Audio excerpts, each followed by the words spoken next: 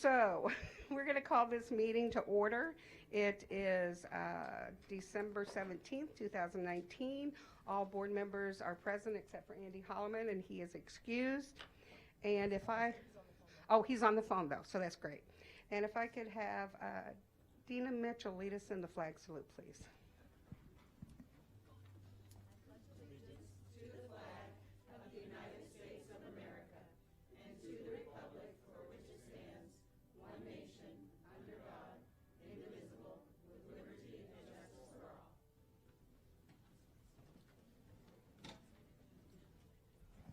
And actually, our student rep is also out sick this evening, so I think there's something going around.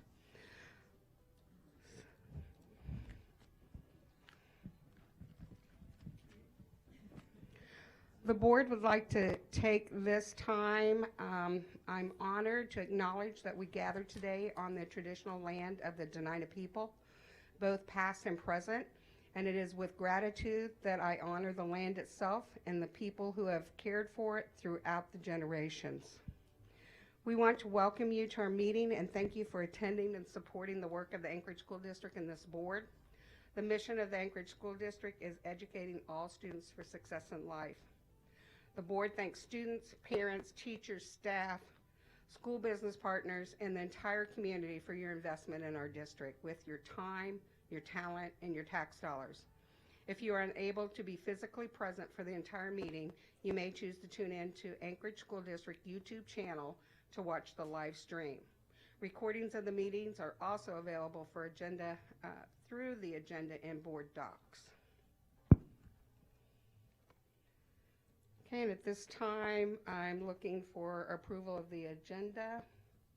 Is there any dissension or anything to be added?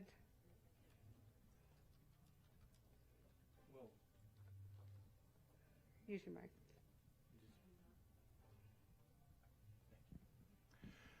Just want to be clear that there is a proposed agenda and it's not been amended yet, right? Right. So I would move adoption of the agenda as originally proposed. Okay. Well, it is revised. Yeah, it is revised. Well, the revision would have to be moved, right? No. Because it's already posted.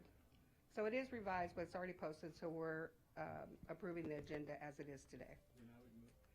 Then I would move adoption of the agenda as originally proposed and not the revised version.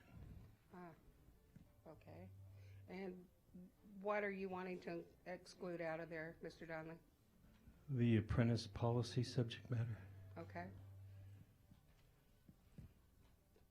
Do I have a second?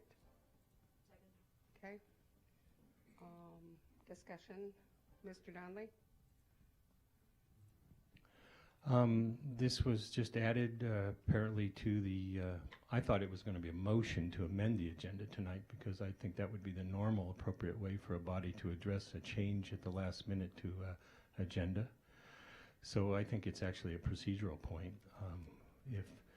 If the chair rules that it's within the chair's prerogative to add things on the last day, which actually is in contrary to our rules. Our rules say we're supposed to get at least 72 hours notice, right, of changes to the agenda. So I think there might be a procedural issue presented here also. And usually, if something's being added on the last day, there's a burden on the whoever's bringing it forward to explain why it needed to be added at the last minute, rather than the burden being on the board to not accept it being on the agenda.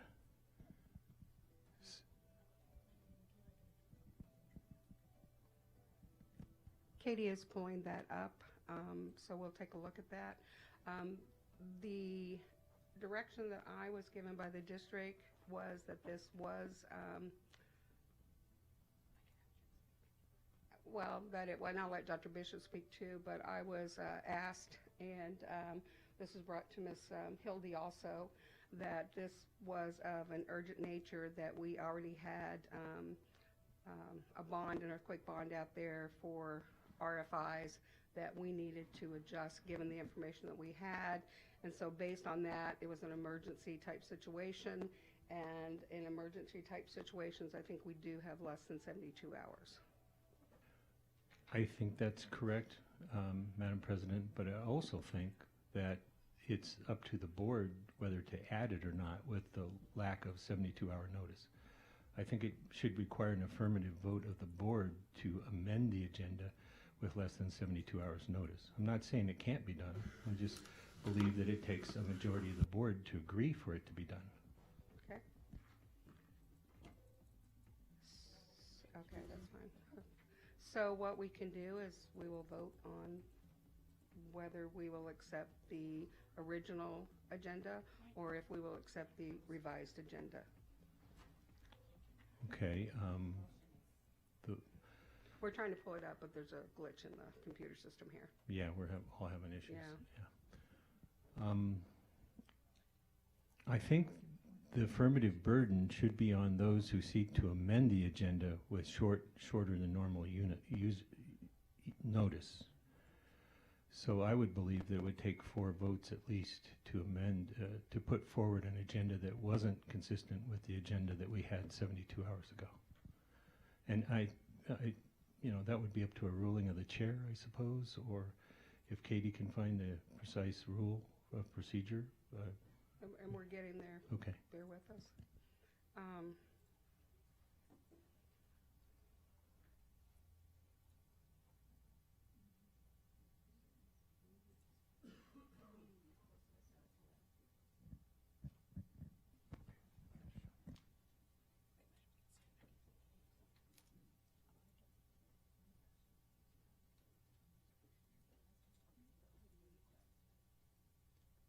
Mr. Donnelly, while we're waiting, would you like the administration to come up and give us a rationale for requesting this?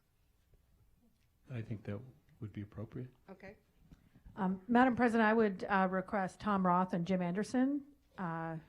Jim Anderson is the Chief Financial Officer, and Tom Roth is the Chief Business Officer who brought this request forward. And just for point of order as well, I believe we have an agenda that was posted publicly on Friday. And I think the motion today would be to amend that agenda to take an item off at this point. I think that would be the appropriate action needed for Robert's rules. Because the president and vice president had added it already. And it was published on Friday. So that's that's plenty of time before today. So we did have the 72-hour notice, public notice. And my understanding is that now you want an item off. And so a motion would be appropriate now to amend the agenda that was posted. Mr. Donnelly. When were the board members provided with the information that's listed on the amended agenda? Member Donnelly, it was through the chair. It was posted on Friday. I mean the memo that we're actually being asked to vote on. When were the board members provided with the memorandum? Yeah. So, just to clarify, if it is deemed an emergency, if it's brought to the chair and it's deemed an emergency, based on what the information I and board member Hildy had, we can put that on there as an emergency item. It does say that board members, let me see, the board may, by majority vote, remove an item from the agenda if adequate documentation is not provided 2 business days prior to the regular board meeting. However, this is an emergency situation which waives that 2-day period based on the information that we received.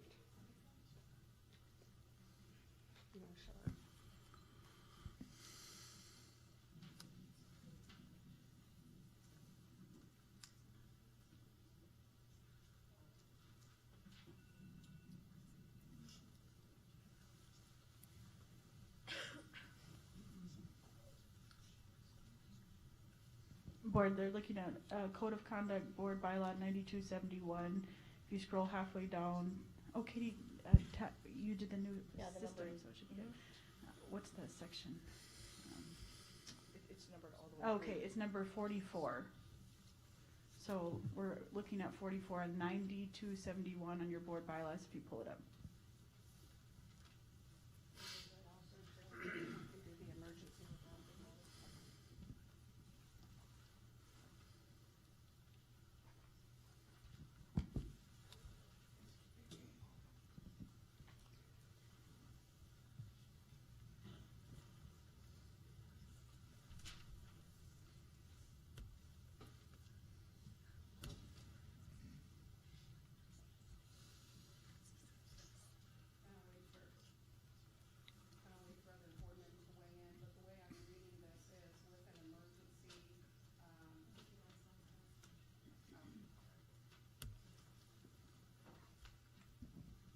With the emergency item being placed on the agenda, not needing the 72 hours, it does not address the board voting on to remove the emergency item, only the items if they're not posted in 2 days.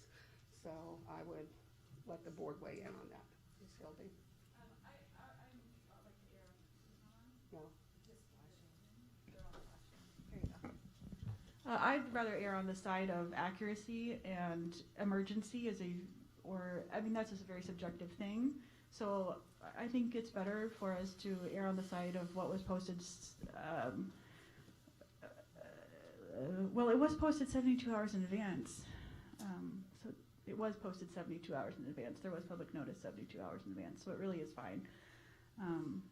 So it's unfortunate that board members didn't get a full memo, but because it was FEMA just said it last week, you just got the memo and it wasn't, quick, urgent turnaround. But I think it is appropriately placed on the agenda within 72 hours, and that is, the emergency or urgent status of it isn't part of that. It was just on in time. And actually, it wasn't posted within 72 hours. It was posted Monday for the apprenticeship. Yesterday? Yes. Okay, so The memo, yes. The agenda was posted. Yeah. Yeah. It was revised. The agenda was revised. So this on item Monday. wasn't on the, okay, so then Member Donnelly is correct, and we'll vote to,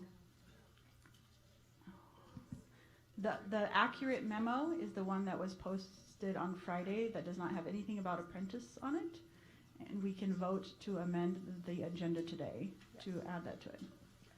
Do you withdraw your motion, Member Donnelly? Yeah, with the chair's permission, I would seek to withdraw my motion and replace it with another motion. Okay.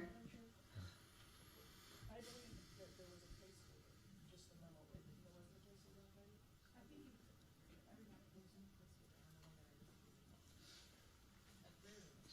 So my motion at this time would be to adopt the agenda as it previously appeared before it was amended.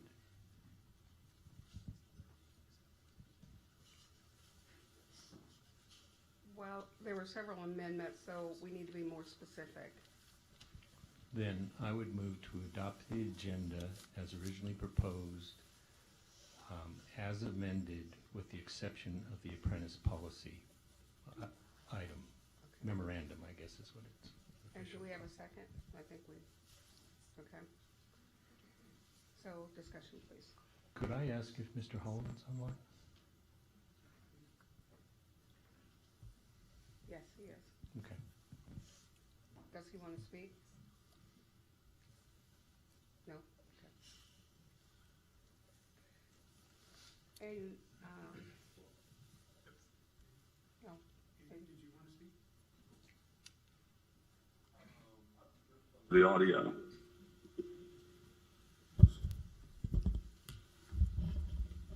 But no, wait. Thank you.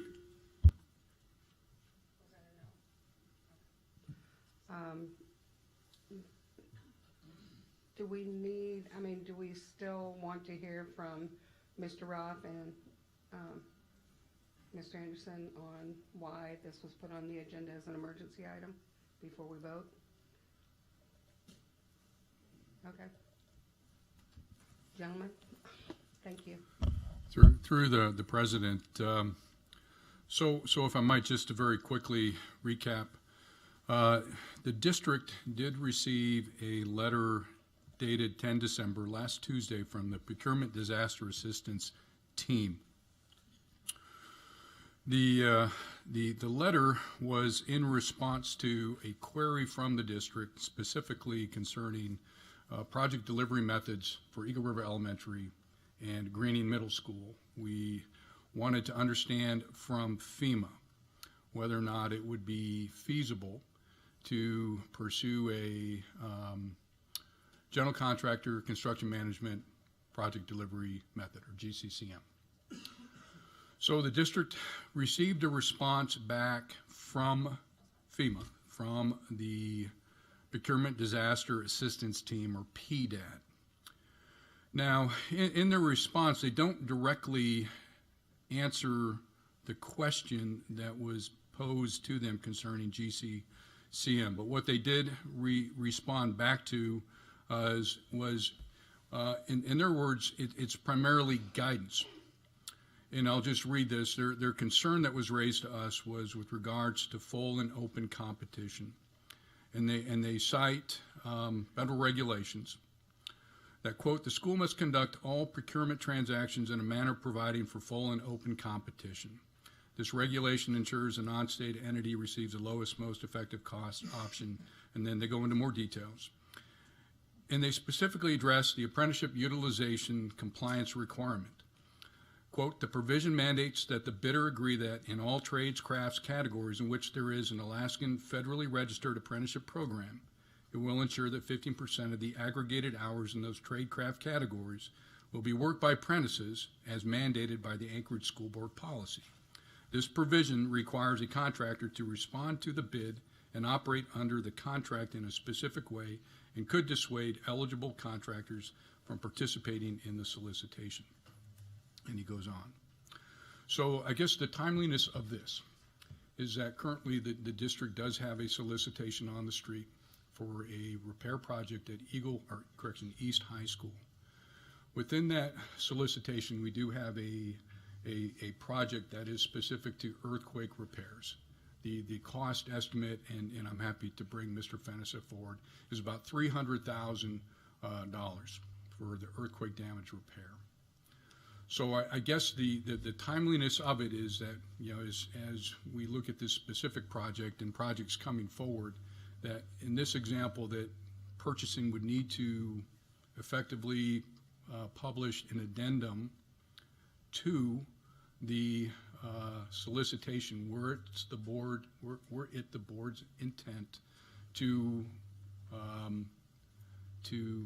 waive a requirement to enforce the apprenticeship policy for any project moving forward that has earthquake reimbursement eligible damage. And I'll pause for any questions. Mr. Kalis. Well, I'd like to make sure that board members can ask questions. We right now are only debating putting this on the agenda. We're not talking about the whole thing, which is where I could see it going. I just felt it was important to hear the administration's support in, yeah. So are we ready to vote on whether to remove this or not, Mr. Donnelly? Okay, thank you. So the memorandum starts with a very powerful disclaimer. It starts with a disclaimer that says, quote, any guidance provided by this review is not legal advice, and the review is not a FEMA approval. So we have to review the memorandum in that light. And Mr. Roth, Mr. Anderson, you're not attorneys. I don't expect you to respond to this, but I want to point out that the memorandum acknowledges Point of order, I'm sorry, Mr. Donnelly. We're speaking to whether we're going to put this on the agenda or not, and this conversation, I think, would be best served if it were on the agenda. If it's not on the agenda, we can save the conversation for later. But Madam Chair, Madam President, I think it directly relates to the question of whether or not to add it to the agenda, because the whole premise of adding it to the agenda is an emergency. and I'm getting around to why this is not an emergency. Okay, I'll allow it. Thank you. First of all, the federal law specifically recognizes local law and says that local law shall be complied with in regards to FEMA reimbursements and FEMA funded projects. So the Congress has stated that. Secondly, the East High project, which is the premise for this being an emergency, because that's the only one that's currently in any kind of timely situation, is only $300,000 worth of earthquake matters. Now, my understanding from prior testimony we've had is that to be eligible for FEMA reimbursement, we would have to agree to insure facilities that get FEMA reimbursement for earthquake damage. And that some earlier testimony I remember before the board is that earthquake insurance for a facility like East High School might run in excess of $1 million a year. So why, well, I would like to know what it is, but obviously if the insurance to capture $300,000 in funding is more than the $300,000 we would seek from reimbursement from FEMA,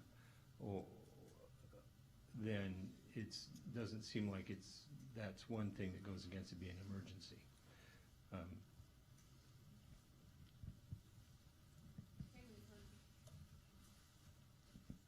Ms. Hilty? Thank you. I think the urgency, I think emergency is perhaps the wrong word, but urgency is that it needs to be addressed so that there is clarification going forward, because there is an RFP out there already, because we have a federal entity saying that there is a concern, so we need to discuss the concern, and if it needs to be resolved, resolve the concern. I don't know the federal role you said on following local policy or you said local law but we do policy, so I don't know why our policy would fall under that. I don't know that our municipal has that same ordinance, but I also don't know what FEMA role you'd be talking about. I'm just not familiar with it.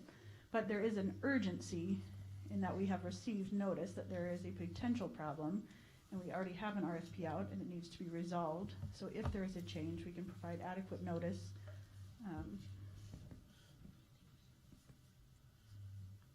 Ms. Michaelis? My understanding from previous testimony is that there are different tiers of FEMA reimbursement, some of which we already have. It is the bigger, higher up or different letter tiers that might have possible strings for insurance attached to it. I don't know where this particular project falls in those tiers and if this is one that is tied to an insurance component. Without that answer, I don't know how to tie it back to what you're trying to, which is the need to have the conversation today on the overall picture.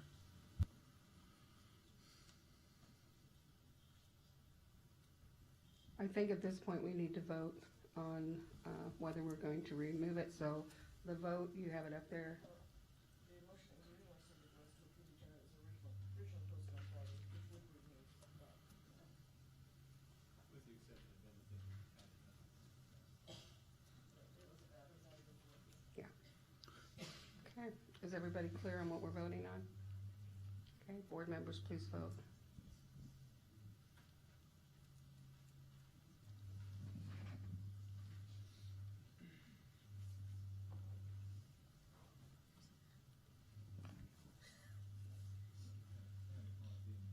That's okay. When my computer shut down, I think you came up very fast.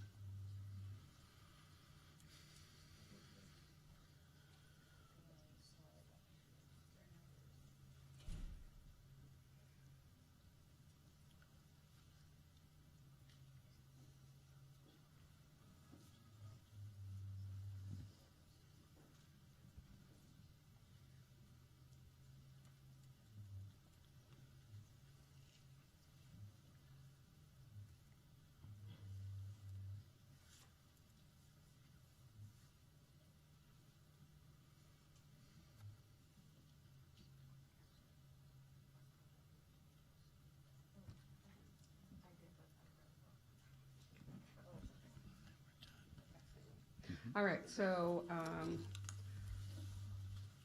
we've be, let me see, what do we say? No, it will be removed. We will have to post this and we will have to address this in our next meeting though. I mean, I want board members to know that we do have to take a look at this and address it. But at this time, it is removed from the agenda.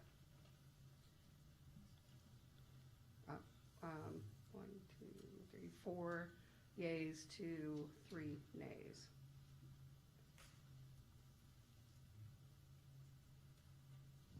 Ms. Bellamy? Is it appropriate for another motion? No? Yes? Yeah, it's still open, yes. I mean, it's, that Yes, I motion passed, right? Right.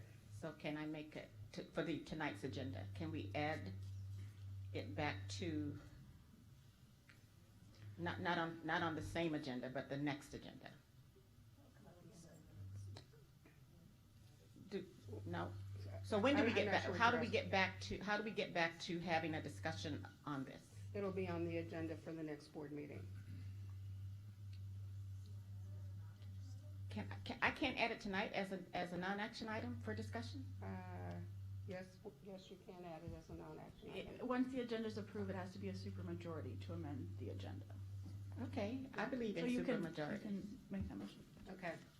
So what we have before us now is to add the apprenticeship discussion in non-agenda.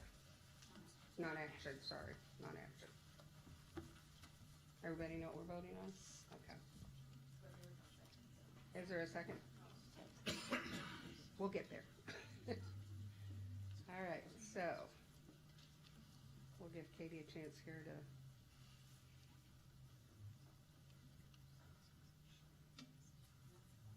Non-action, okay. All right, board members, please vote.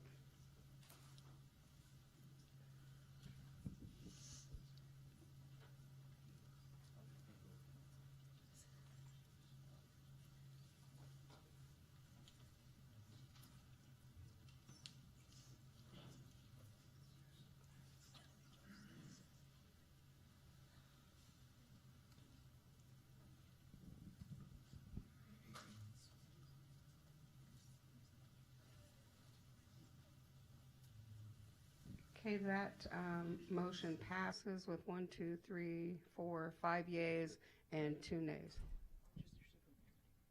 Supermajority, yes. Okay. All right. So with those changes, the agenda has been amended. Is there any other dissension? We've already voted on it, so agenda is approved.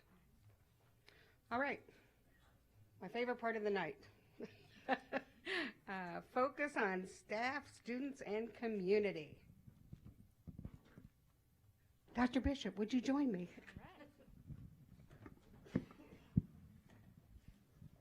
Ladies and gentlemen, thank you for waiting around during that public process at its best. That's why we teach Robert's rules to young people. You guys probably could have had us knowing exactly what to do. Welcome to Focus on Staff and Students. My name is Dina Bishop, and I have the pleasure of serving as the superintendent of ASD.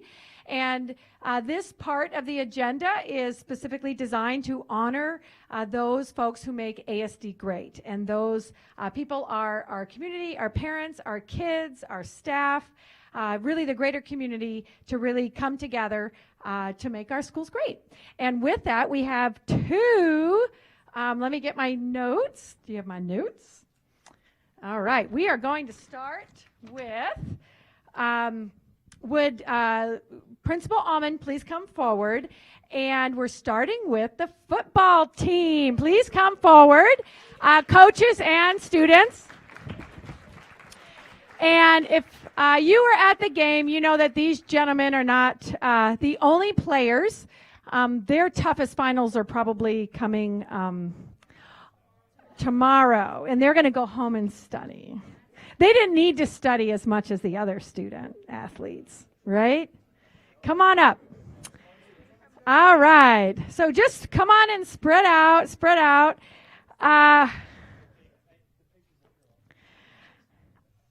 These South High players are the 2019 D1 football state champions. Woo! And ladies and gentlemen, the team finished the season with 7 wins and 4 losses, highlighted by a 27-13 final score over their Southside rival, Service, in the championship game. This win marks Sal's 4th title since the school opened in 2004 and the first in the last 5 years since 2014. Sal's championship team is made up of 12 seniors, 18 juniors, and 2 sophomores. There are 66 developmental players on the junior varsity and C teams that are set to bring the trophy back to South in the future years. Congratulations on your championship, and your dedication and hard work paid off, and you make ASD great. And I do want to say that something funny happened at the game. If I don't get to go to the stadium very often, just a couple times a year, and they have this great new concession bathroom area from the time that I used to go. And I walked in the gate, and I just remember the women's restroom being on by there. And I looked up, and I just saw a V. And in my mind, I thought, oh, maybe the other part of the W for women's fell off. And I happened to have walked in, and Coach Harmon was given his rah-rah speech at the beginning. It must have worked. And he invited me all the way in, but the students who were ready at the door saw me and were like, what the heck is she doing in here? But I thought I was going to go to the restroom, but instead I got to see the state winners before they took the field. So congratulations, gentlemen. That pep talk must have been something else, right? Because you came as the visitors, and then you... Did Service beat you earlier in the year? Oh, you don't know what we're talking about. But South High Wolverines beat the Service Cougars when it mattered, right? Right. All right. So I'm going to share a little bit about. I left my glass over there. These some of the honors, and then gentlemen, what we do is we play this game called Pass the Mic, and you each get to say something. So. Yes. Oh, thank you. Yeah, this will be better for me. All right. First of all, let me tell you that 5 of these players were first-team All-State awardees, and 1 was a second-team All-State. 6 of them were the first-team All-Conference. 5 were second-team All-Conference. 4 honorable mention All-Conference awardees. 7 All-Tournament awardees. 7 athletes were all-star selections, 2 sportsmanship award. The team GPA was 3.2, and Dana Curtis earned the assistant coach of the year. Oh, they've got me some. So yeah, thank you. Let's give a round of applause. And now, here you go. So who's captain? Wasn't quarterback?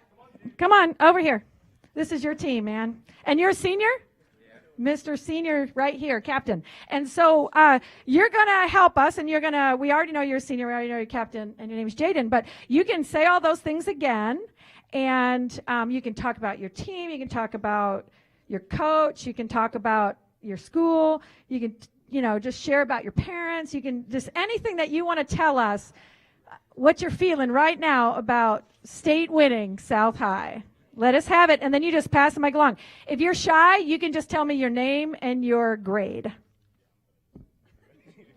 Everyone already knows my name. My name is Jaden, and I just like to thank my team, playing with them for a while, and I like to thank my coaches. They all coached me throughout my whole year, pretty much, and they've been coaching me since I was young. And I like what I'm doing. I'm playing football in college. I don't know where yet, but especially somewhere down in D2.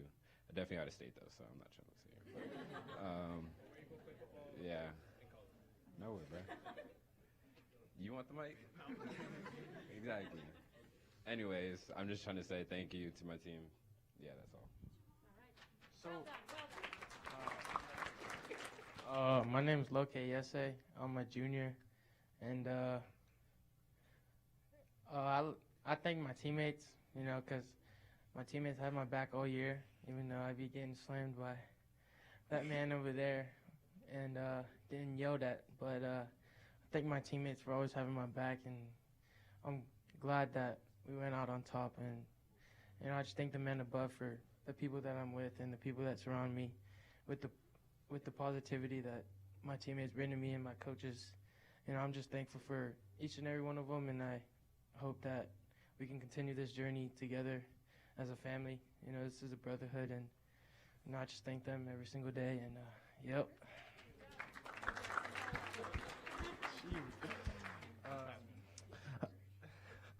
I'm Jackson Hartman. I play a quarterback and I'm a junior. But personally, I wanted to thank my line and Carter for blocking for me all year, because that was hard. That was hard. I just want to thank all you guys for that. Yep. I'm Dylan Maltby. I'm a junior, and I'd just like to thank all these guys for being wonderful most of the time. And yeah, that's about it. Not all the time, most of the time. I'm Callan Curtis, and I'm a junior, and I play defensive back. I want to thank all of my family, the coaches, and my teammates. And lastly, I want to thank ASD for giving us the opportunity for letting us play. I'm Carter Weber Thomas. I play running back, and I'm a senior. I just want to say it was the best way to end my senior year, getting a ring. I'm Landon Maloney. I'm a junior, and I'd like to thank my mom most of all. And I'm really gonna miss playing with the seniors. I like to thank coaches too. Always push me to do the best that I can. Not you. I'm Brian Ochoa. I'm a junior, and I played running back. Yeah, I think I might have gained a couple. Since the season ended, I was number 4.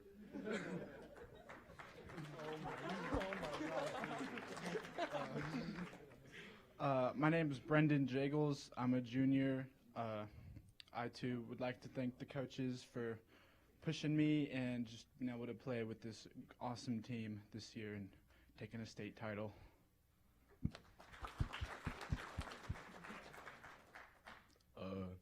I'm Jeremiah Womack. I'm just a kicker. But I like to thank the coaches and my teammates for a pretty great season. Can't wait for next year.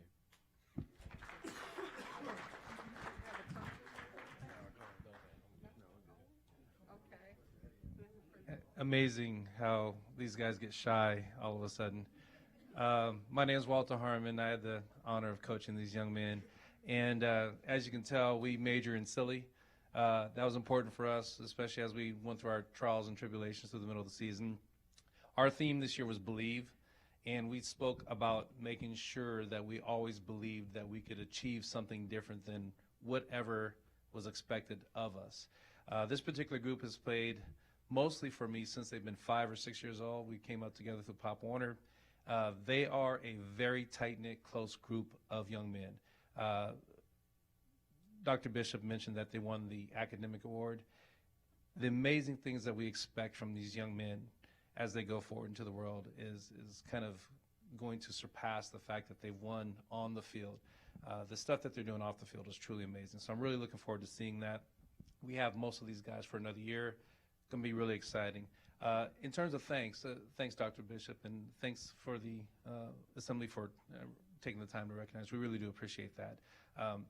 Big special moment for these young men, another additive that they won't forget. And then, of course, a big special thanks to the coaching staff that we have. Primarily volunteers or guys that are giving up a lot of time. So we have Coach Maltby and Coach Dana Curtis behind us. Assistant Coach of the Year for the conference and the state, by the way. Yes, worthy of another clap for sure. And then a quick shout out and thanks to Mrs. Curtis from our booster club. Our boosters made their experience pretty memorable as well. Fed them, clothed them, babied them, hugged them, yelled at them when they needed to be, which is fairly often. And then, of course, our administration, Dr. Allman's here as well, and I'll give him the mic, but his support was amazing as well. Thanks for everything. Appreciate it. I just want to say a quick thanks to the entire team. Being new to South, one of my very first experiences as the principal was getting invited to do the Marine Challenge with the entire team. So the stakes were pretty high from the very beginning. So right off the bat, I had to figure out how many pull-ups I could do next to these guys. And I'm pretty much a cyclist, so if I could have done them with my legs, I would have been confident, but the opposite is true in that scenario. And we just kind of had a long day, and pictures were that same day, so I actually got out of having to carry one of them up and down the football field. But that was a good July experience for me to get kind of integrated in the South community and family. And then also thank Loke. One cool thing the team did right before the state championship was give their jersey to a staff member. And I see Loke almost every morning when I get to work, and we chat a lot of times. And so there was actually a little bit of a fight over whose jersey I was going to wear, but he pulled rank because he was the upperclassman, and so I ended up wearing his jersey that day. So it was just one of those symbols of kind of community and giving back to the school and the things that underlie just what the coaches were trying to do with the team the entire year. So thanks for that.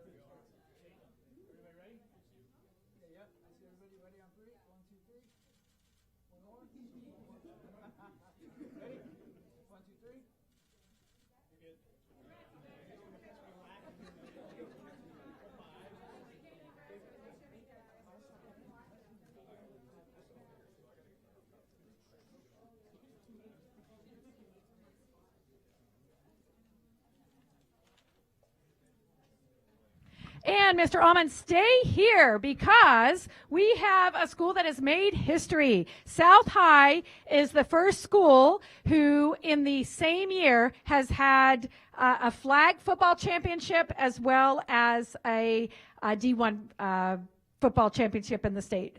So, Lady Wolverines, please come forward from the 2019 flag football.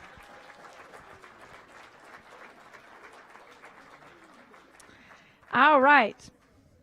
As I said, this is South's first flag football championship in the school's history and is also the first time in Alaskan history to have championships in both boys and girls football from the same school.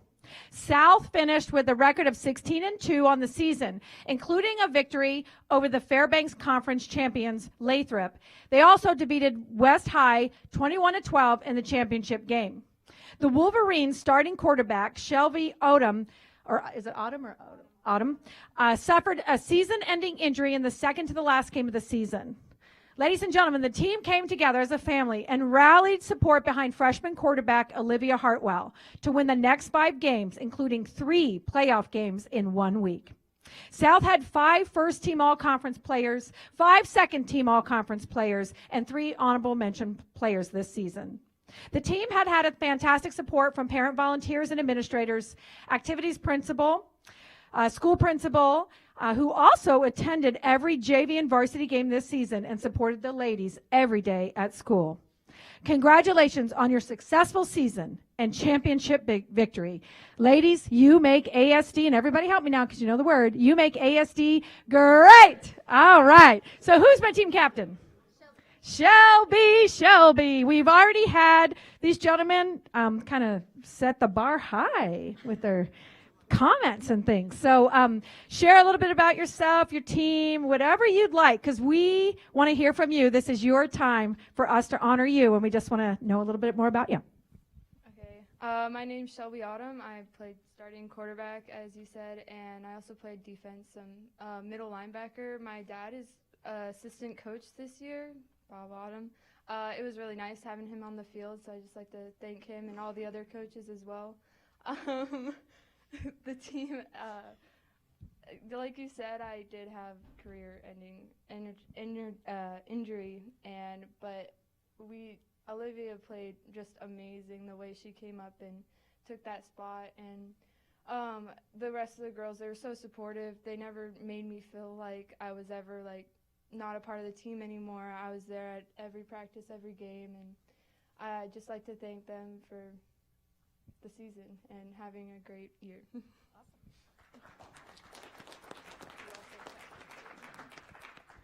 I'm Haley Smith. I'm one of the other 4 captains. I play defensive cornerback. Offense was never my thing, as everybody here should know. But I basically just want to overall thank everybody. Like, you know who you are. If I try to name everybody, I'm going to forget someone. But everybody, including the parents, also including the boys who came to a couple of our games, and they were awesome about that. And yeah, it was a nice way to end a 4-year thing. And sad it's over, but on to bigger things. So thanks, you guys.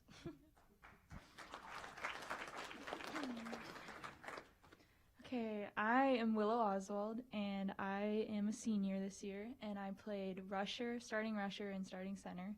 And yeah, it was a really amazing season. I find myself missing it all the time, and I would like to thank my family for driving me to and from a lot of the games, also you guys.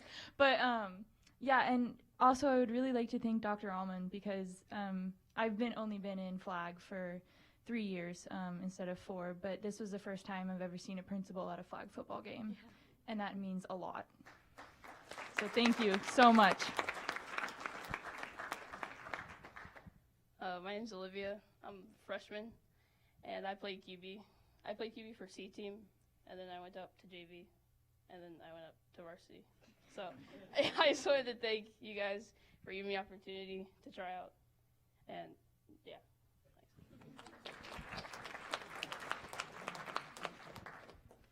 My name's Hannah Crott. I'm a junior, and I played rusher. I'd like to thank my teammates and especially the coaches. Like, I don't think any of my teammates going into the season thought we'd be the state championship, saying South had never won it before, but they knew we had that potential, and they pushed us every day to do our best and strive for the title. So, yeah. Hi, I'm Victoria Hawkinson. I played middle linebacker and blocker. I'd just like to thank everyone here, teammates and everything. We had a Coach Houston. This was his first year as head coach, and his whole mantra for the whole year was win our last game. So, like Hannah said, like not a lot of us believed it, but by the end, you know, we did it. So.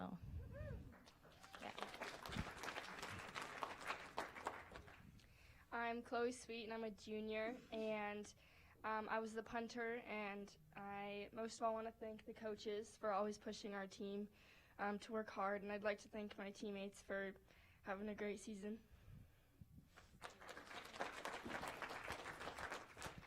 I'm Josie Crawford. I'm a junior. I played corner.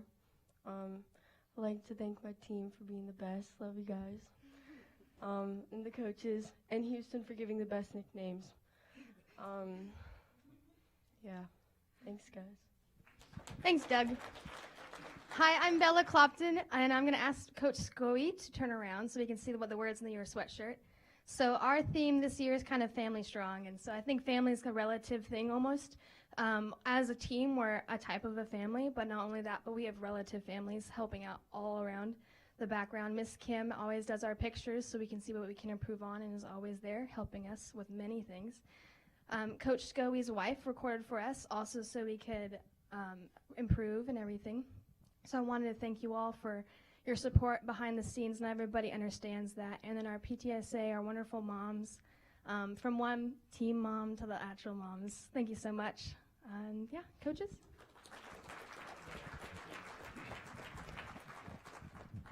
I'm Bob Autumn. I'm the offensive coordinator, one of the assistant coaches. I spent a lot of years coaching tackle football, Pop Warner. I spent a few years with the South football staff, and I didn't know if I could coach girls. To be perfectly honest, it's a different thing. But looking back, I'm so blessed. These girls are amazing. It was a lot of fun. It was a lot of fun. It was a great year. a great experience, and I can't think of a better way of ending 10 years at South. Shelby had older brothers, and this is just, I couldn't even imagine a better way to go out. This has been amazing.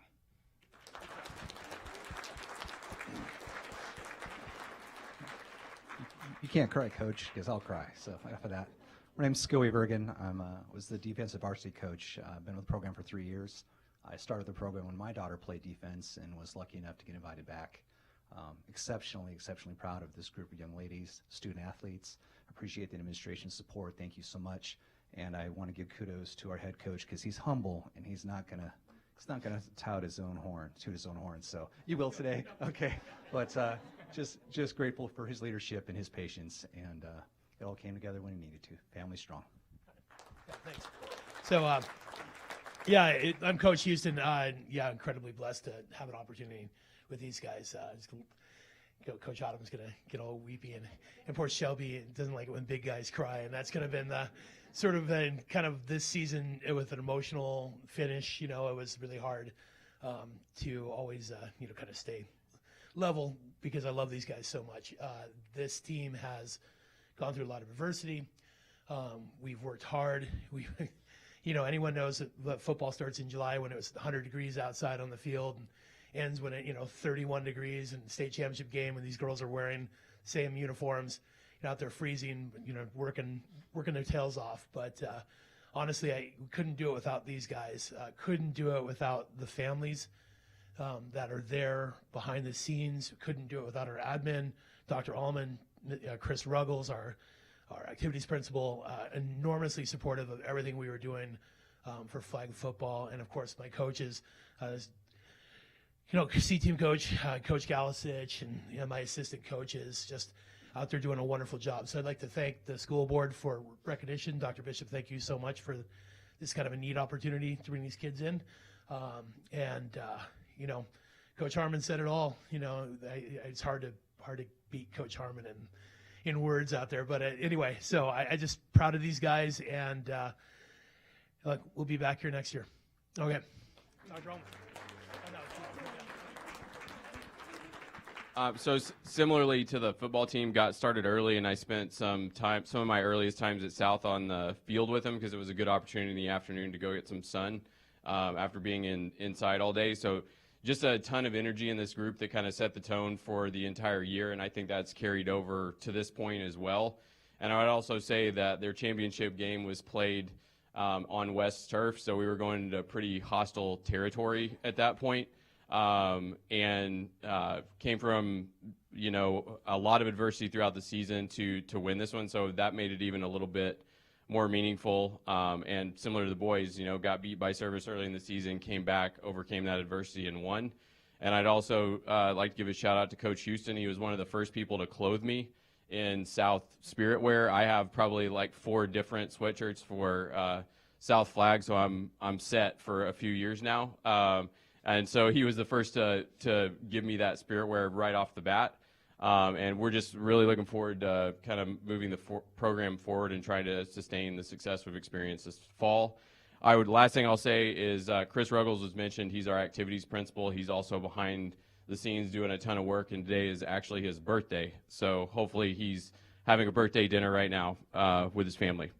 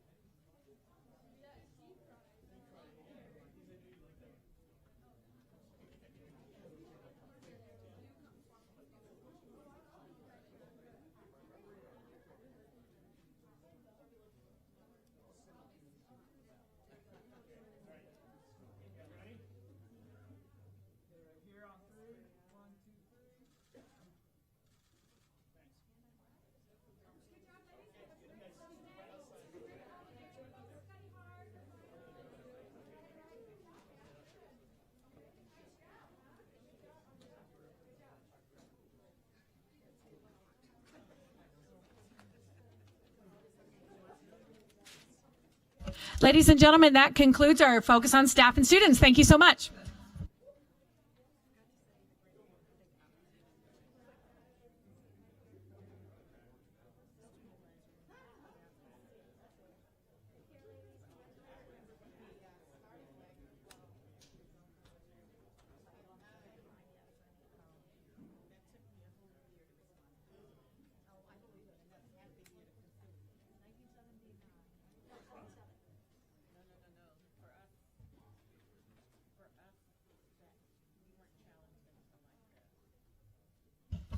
And the mics are working. Yay! So at this time, it's reports, and our student advisory board representative is not here. And I know we did have some other meetings. Ms. Michaelis, are you ready to talk about finance? We had a finance committee meeting today. Quick overview on the survey that was out and some of the results. Board members should be getting the results probably in the next week or so, possibly, and just a high-level conversation on the governor's budget. And we look forward to having possibly a meeting on January 7th. Okay, thank you. Ms. Bellamy, communications. Absolutely. Thank you, Madam President. Our last meeting was on December 10th, and we had 2 items on the agenda. Our legislative priorities probably took up most of our discussion, and then we planned our legislative luncheon, which took place last Friday. Oh, and our next meeting will be the 14th of January from 3 to 4 p.m. Do we still have Mr. Holloman on the phone? Does he want to give a report on communications, or governance, sorry? I am still here, but I don't have a report ready for you. Okay, that's fine, thank you. Is there any other reports? Nope, all right. We will move on to public testimony. And the board welcomes public comment on non-agenda and non-action items. We value public comment as it ensures that we remain aware of public thoughts, ideas, and concerns, and informs our decision-making process. There is a 1-hour time slot at the beginning of the meeting. Testimony in excess of 1 hour will be heard at the end of the meeting or may be submitted in writing. We have a table front and center with microphones available for testimony. When I call your name, you will have 3 minutes to testify, and you may begin speaking when the timer appears on the screen in front of you and in front of you and begins the countdown. When you have 30 seconds left, the number will turn yellow. When the timer reaches 0, please finish your sentence. In order to provide equity to all that would like to speak, the board asks that there is no clapping after testimony, as it may intimidate others wishing to testify with opposing opinions. Additionally, it is not our practice that board members answer questions or engage in discussion with members of the public. This is your time to speak and our time to listen. The board will consider all information shared by the public, and when deemed necessary, issues raised in testimony will be referred to the administration for follow-up. And the first one is, I need my glasses. Elena Drager. And if I could have Rebecca Caldwell also.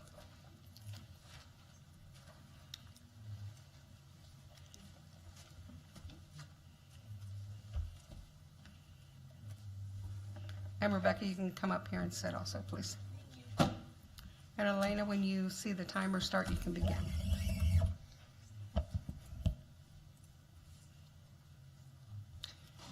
Hi, my name is Ilana Drager, and I'm thanking you all for your time. I'm here to speak to the board. I'm assuming this is the board. I've done this a couple times, so yes, other than superintendent. My concern is ultimately bullying. So the adults at my son's school in the PTSA board represent bullying for the school.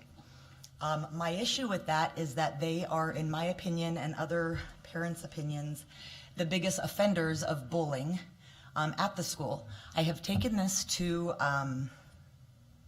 the school as far as the principal, the vice principal. I've gone to the district, and I'm ultimately here because there is no definitive line as far as the PTA board and the school.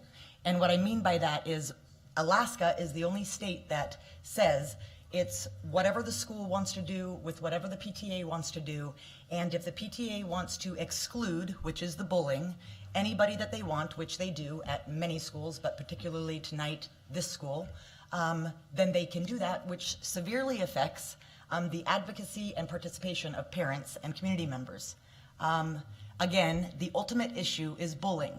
The largest form and the most hurtful form of bullying is exclusion.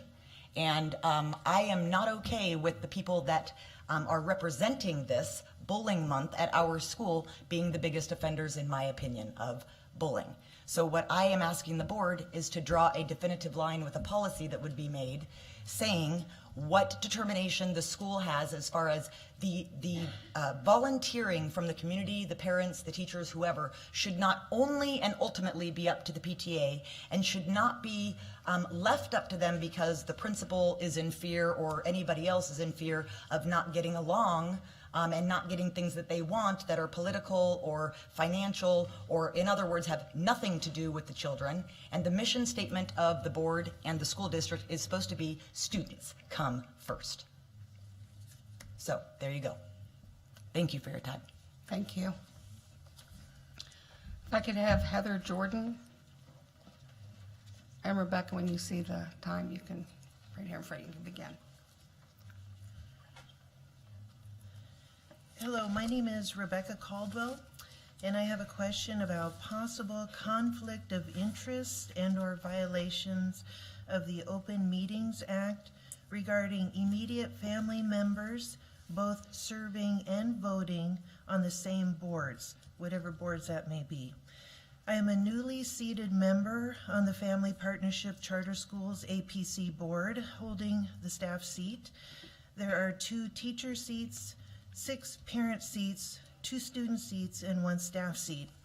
My curiosity prompted me to research the Association of Alaska School Boards, MOA, State of Alaska, and the ASD School Board bylaws, trying to find any information and/or laws on the matter of immediate family members both serving and voting on the same boards.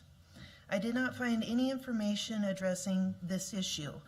The only information I did find on immediate family members being a conflict of interest was addressing employment, purchases, services, etc.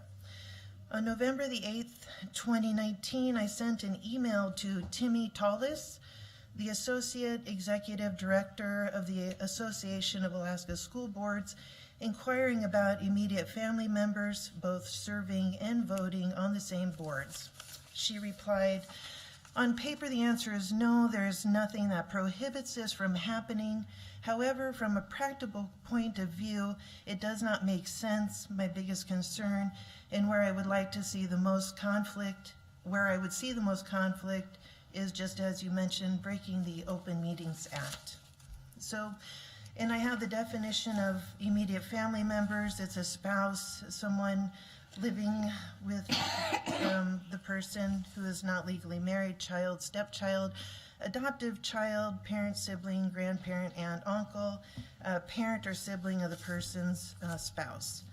And then I also have the definition of, as stated in the Open Meetings Act, a meeting means a gathering of members of a governmental body when more than 3 members or a majority of the members, whichever is less, are present. Ooh, I'm running out of time. And so I just think it's prudent for all of us to maybe think about this for future needs on board. And I do have packets for everybody that has the information I just stated. So thank you for your time. Thank you very much. Katie will get those packets for me. Okay, and if I could go ahead and call Madeline Brokaw. Did I say that right? Oh, you guys want, okay, we'll wait. Heather, it'll be a minute, she has to come back. But when you see the clock, you can begin. Good evening. I have a first grader at Chugiak Elementary. This is 4 days to 5 days of work. This isn't all of what she has to do, and she has an IEP, and there's still more stuff. This is just 4 or 5 days worth of stuff. My issue is, as you see here, I just said she was a first grader. She has kindergarten sight words because her mind, all the curriculum that's being taught right now she's not expunging that curriculum. She moved back, and now she's back for kindergarten. She shuts down at your guys' math everybody voted on. My daughter and a bunch of those first and kindergartners cannot do it. Firsthand, how do I know? I'm volunteering every day, 2 hours a day, to sit in my daughter's classroom to help. The teacher does not have time.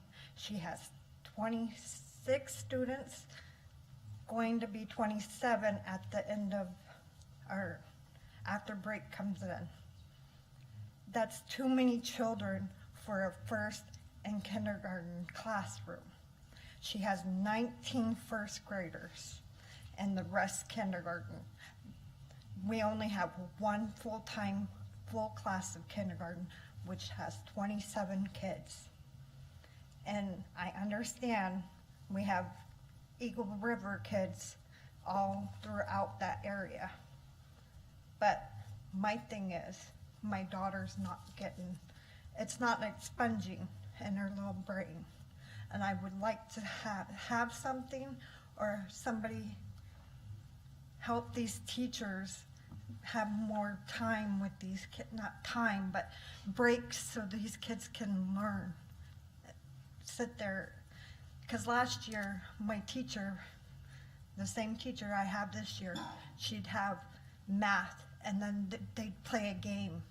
This year, I got told she can no longer do that. She has to go, it has to one subject to another. No breaks, nothing fun for these kids, and it's not getting into their little minds. So my question is, how can we fix this? Thank you guys for your time.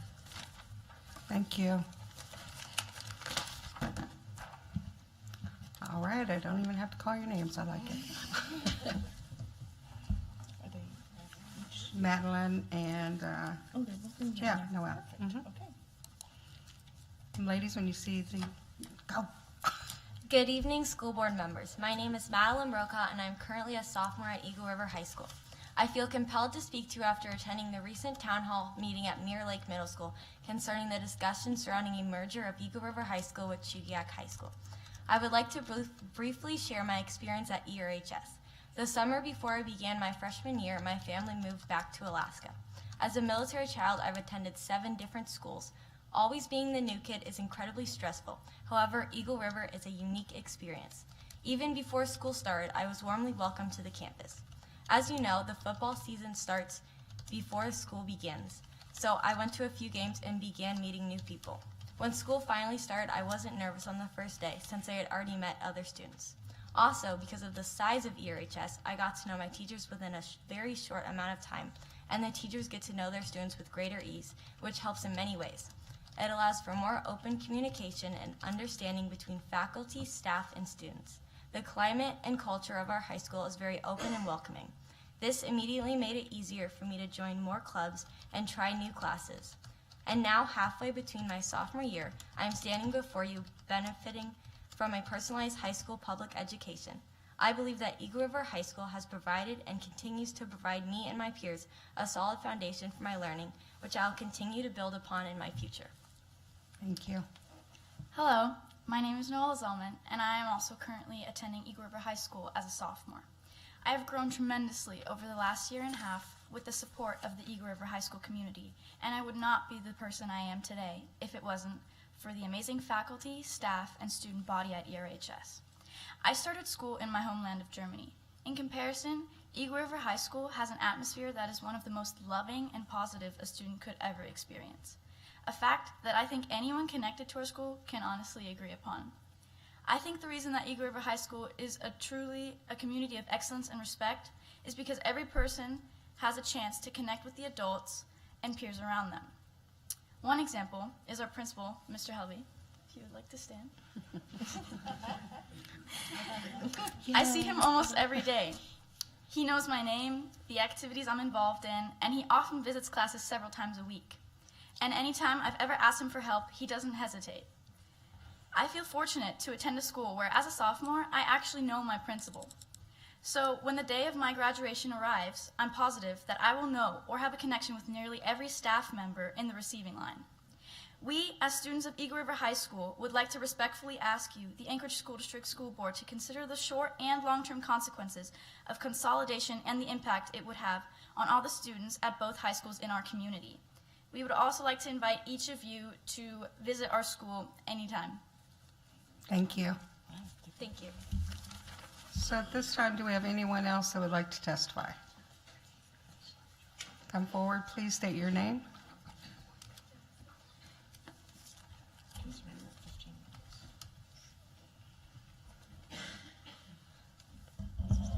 Good evening. My name is Bronson Fry, F-R-Y-E. I am the elected business representative of the Painters and Allied Trades Union, Local 1959, serving the state of Alaska. I also serve as the recording secretary of the South Central Alaska Building Trades Council for the last 12 years. I'm calling today, or here testifying today, essentially to thank you for tabling the decision on apprenticeship until we can get more definitive information on this. I want to commit to you that on behalf of the organized labor and the building trades that we are looking into this. The little bit of research that we've been able to do just today, which is when we found out about it, does seem to indicate that there are school districts with apprenticeship utilization policies, specifically the LA Unified School District, and there are schools in that district that have received FEMA money. You can find them right on FEMA's website. That's where we found them. And I just want to read this part of the labor compliance criteria for the LA Unified School District. It reads: the labor compliance. The criteria used to evaluate a bidder's labor compliance shall include at a minimum the bidder's ability to comply with the apprenticeship requirements of the California Apprenticeship Council and the DIR, its past conformance with such requirements, and its past conformance with the requirements to pay prevailing wages on public works projects. And so it does seem that there is more information to be gathered here, and we'll be doing that, and I know that you will, and I just appreciate the opportunity for us to come back as a community in a few weeks or whenever this thing is on the agenda, and we can take some more testimony and have a more substantive discussion about it, because I do think it's very important, and I'm glad it's not something that's being rushed and pushed through tonight, so thank you. Thank you. Is there anyone else that would like to testify? State your name, please, even though I know it. Good evening, everyone. My name's Joelle Hall. I'm the political director of the Alaska AFL-CIO. Thank you so much for the opportunity to testify tonight. Yes, I want to reiterate what Bronson has just said. We are eager to work with the board and the district to educate folks about what we think we have been able to find in our first initial round of research, which is in many jurisdictions on the West Coast where apprenticeship utilization is frequently the standard inside school districts and municipalities, most of which will have had FEMA funding somewhere along the line in the last few years. So we commit to you just to help with that research so that we can build a case so that we can continue with this very important policy to make sure that our apprentices have a chance to work on the jobs in our community. And we're grateful that we have been given this pause so that we can help you come to an educated decision. And I want to say that in the initial read of some of the areas that appear to be of concern, in particular, pardon me while I bring this up, it was the place in the code 200-319 where it talks about the regulation ensures that non-state entities receive the lowest effective cost competition, preventing non-competitive pricing practices such as favoritism, collusion, fraud, and waste.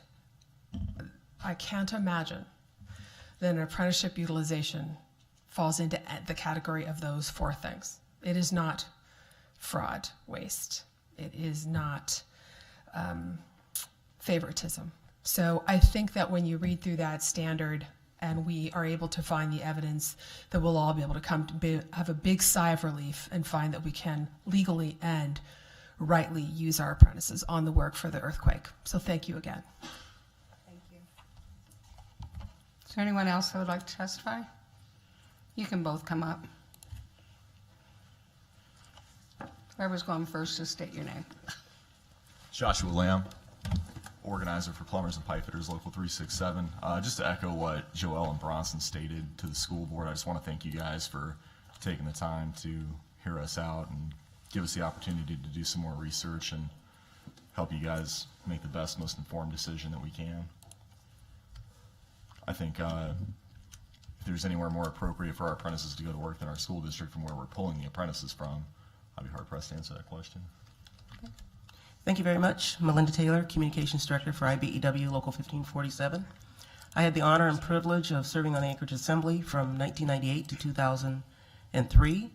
And I just want to echo some statements made by Mr. Donnelly that what we found was that federal law does yield to local law if it's stricter. And so we're going to be looking at this document very carefully.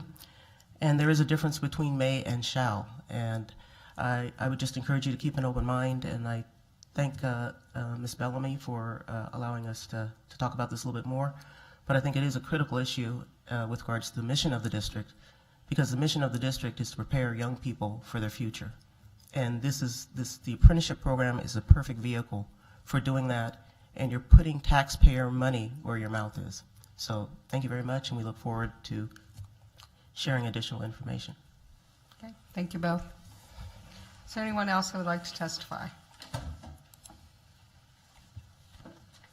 Okay, we are going to move on with the superintendent's update. Thank you, Madam President. And I'm going to I'm going to have some audience participation in my presentation.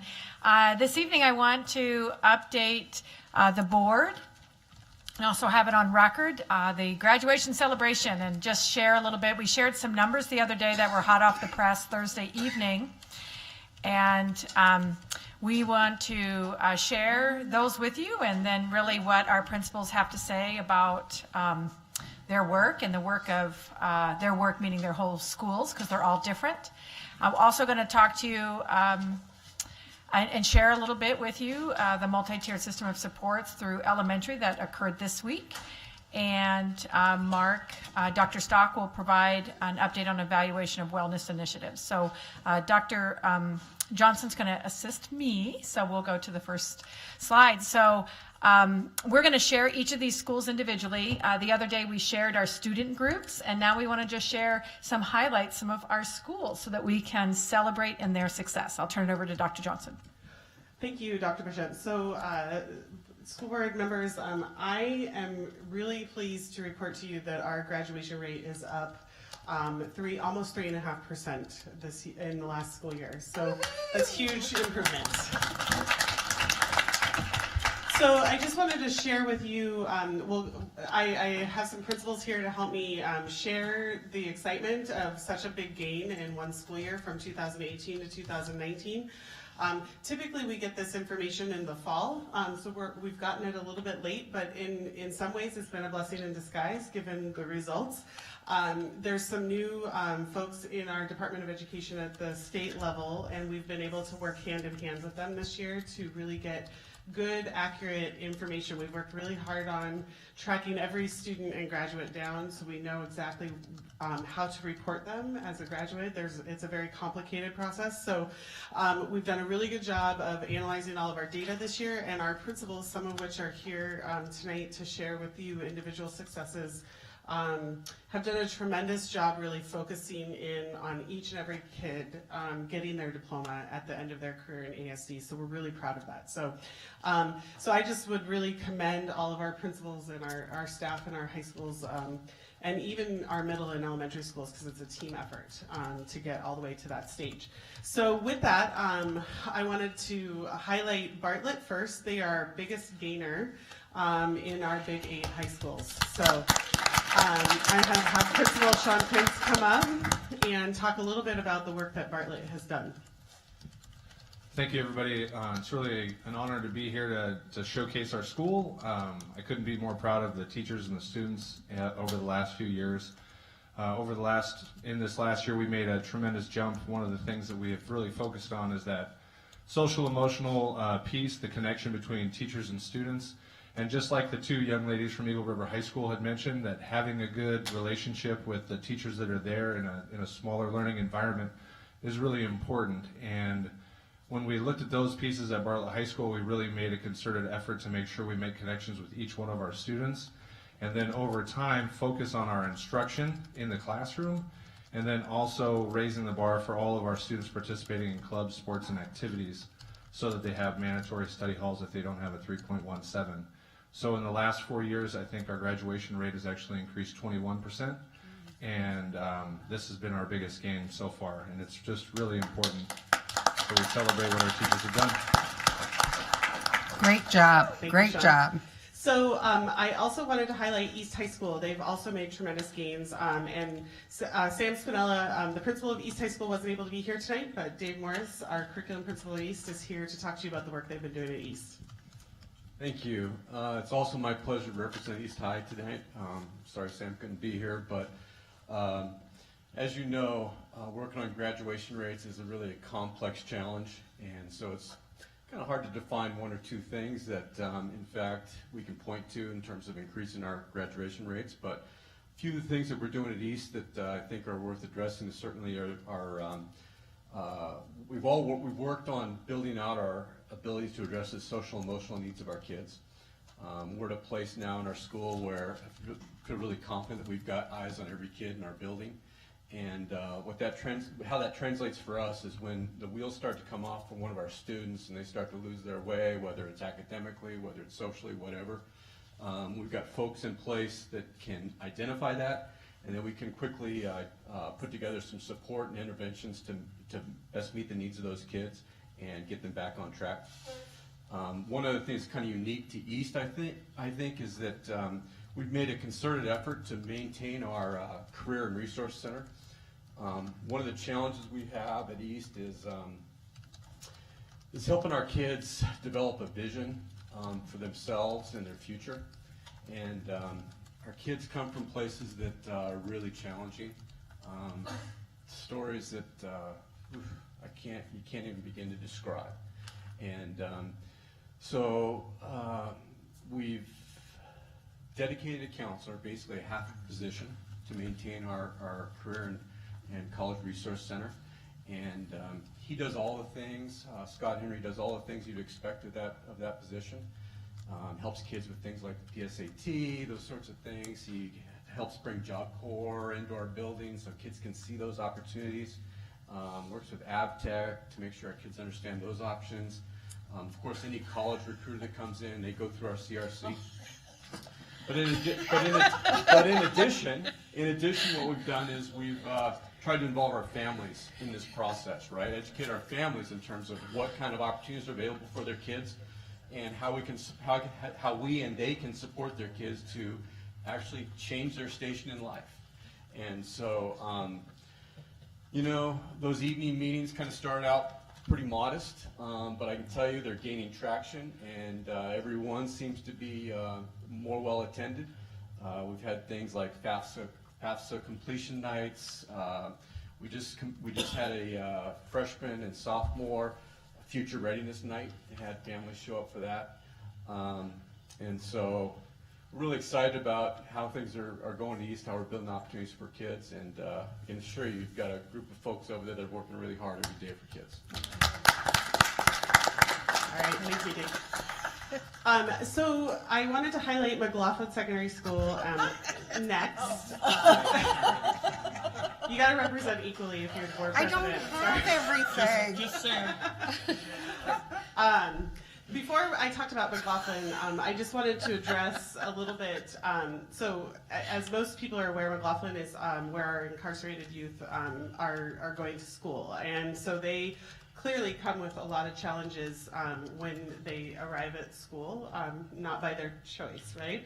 But I think it's important for us to highlight all of our programs, and the goal that we have for kids, no matter what their circumstances, is to finish and get a diploma. So I'd like to highlight some of the work that McLaughlin's doing with some of our most challenging kids at the high school level.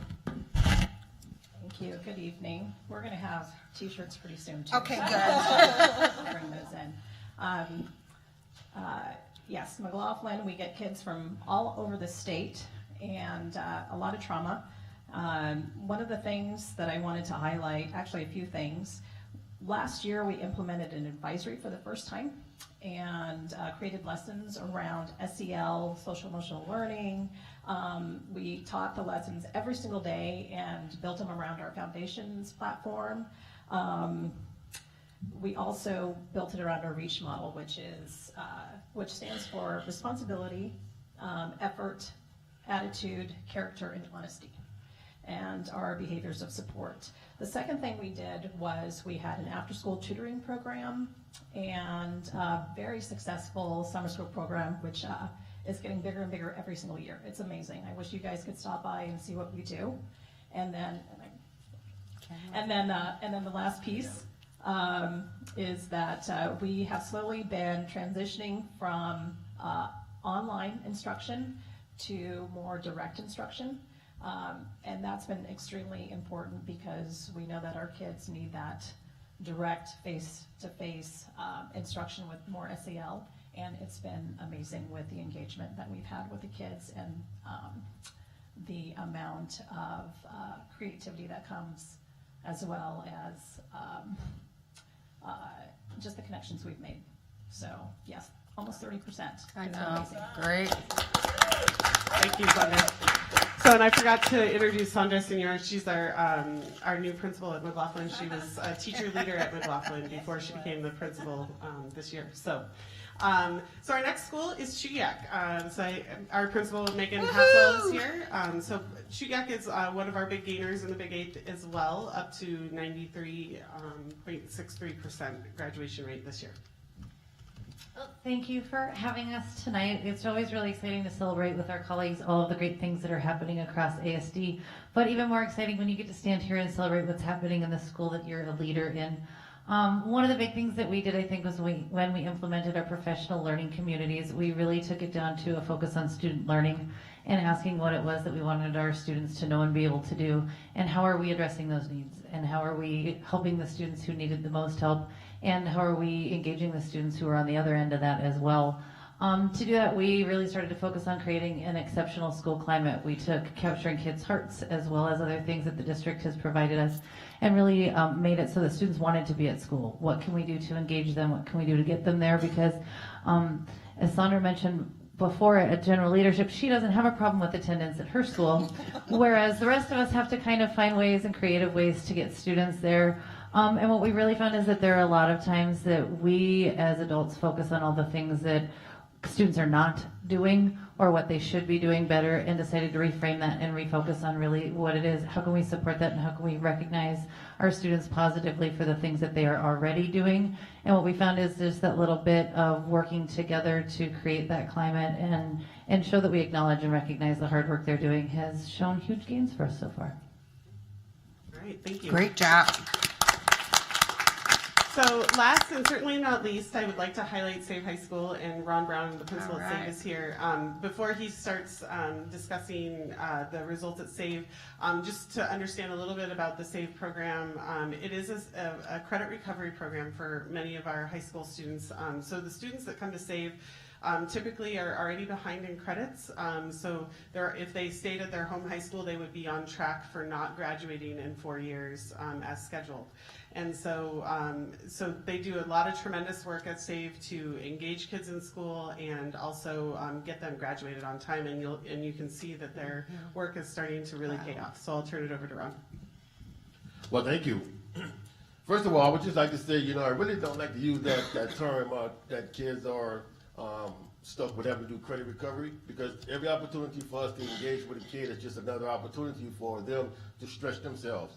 And that's really what we're all about at SAVE, is helping kids to stretch themselves, kind of get out the box, do some out-of-the-box thinking, and then with that comes an opportunity for them to be creative about their own educational careers, taking responsibility for what they want to get accomplished. One of the things that I found interesting this year was that when we offered the opportunity for students to stay late after school and to come in on Saturdays, you'd be surprised how many students raise their hand and say, what time would you like me to be there? And these are kids who are having trouble at their home high schools. So that let me know that we were doing the right thing. We were thinking out the box. We were making connections with kids. And I'm just all aboard with just being creative and being flexible with schedules. I would also be remiss if I didn't let you guys know, I work with a great group of staff. I mean, we're talking staff who've been there for 25, 30, even 40 years. So that lets you know that what we're doing, it works. Kids are connecting with adults, and kids are graduating. And I invite you to our graduation. It's one of the most unique graduations that you will ever attend. So this is my personal invitation to you guys. Come on out and see the work that we're doing at SAFE. Thanks. Thank you. So I just wanted to thank the board for your support. We're super excited around the results this year with our graduation rates, and I'll turn it over to Dr. Bishop. All right, just wanted to share those individual, as Dr. Johnson said, we shared the other day the individual student groups, so we know that we really are focusing on all kids, and it isn't one group that's carrying us all. All of our kids are working hard, and as you can see, it will look different in all of our schools, as it should. They use the expertise of their leadership as well as their support from district in working with the teams at their school for the teachers, parents to decide. So congratulations.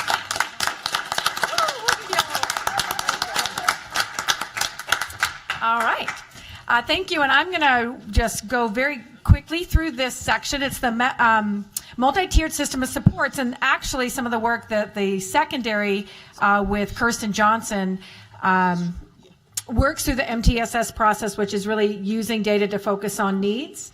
But the Clark Informer shared some information with you, and we provided some collateral so that over break you can kind of understand more. What is this about? It really is about creating a system so that no one administrator, no one teacher, no one superintendent, and no one school board would determine what we can provide for our students, that there'd be a system that would allow us to continually find growth and meet student needs. So we do have posters.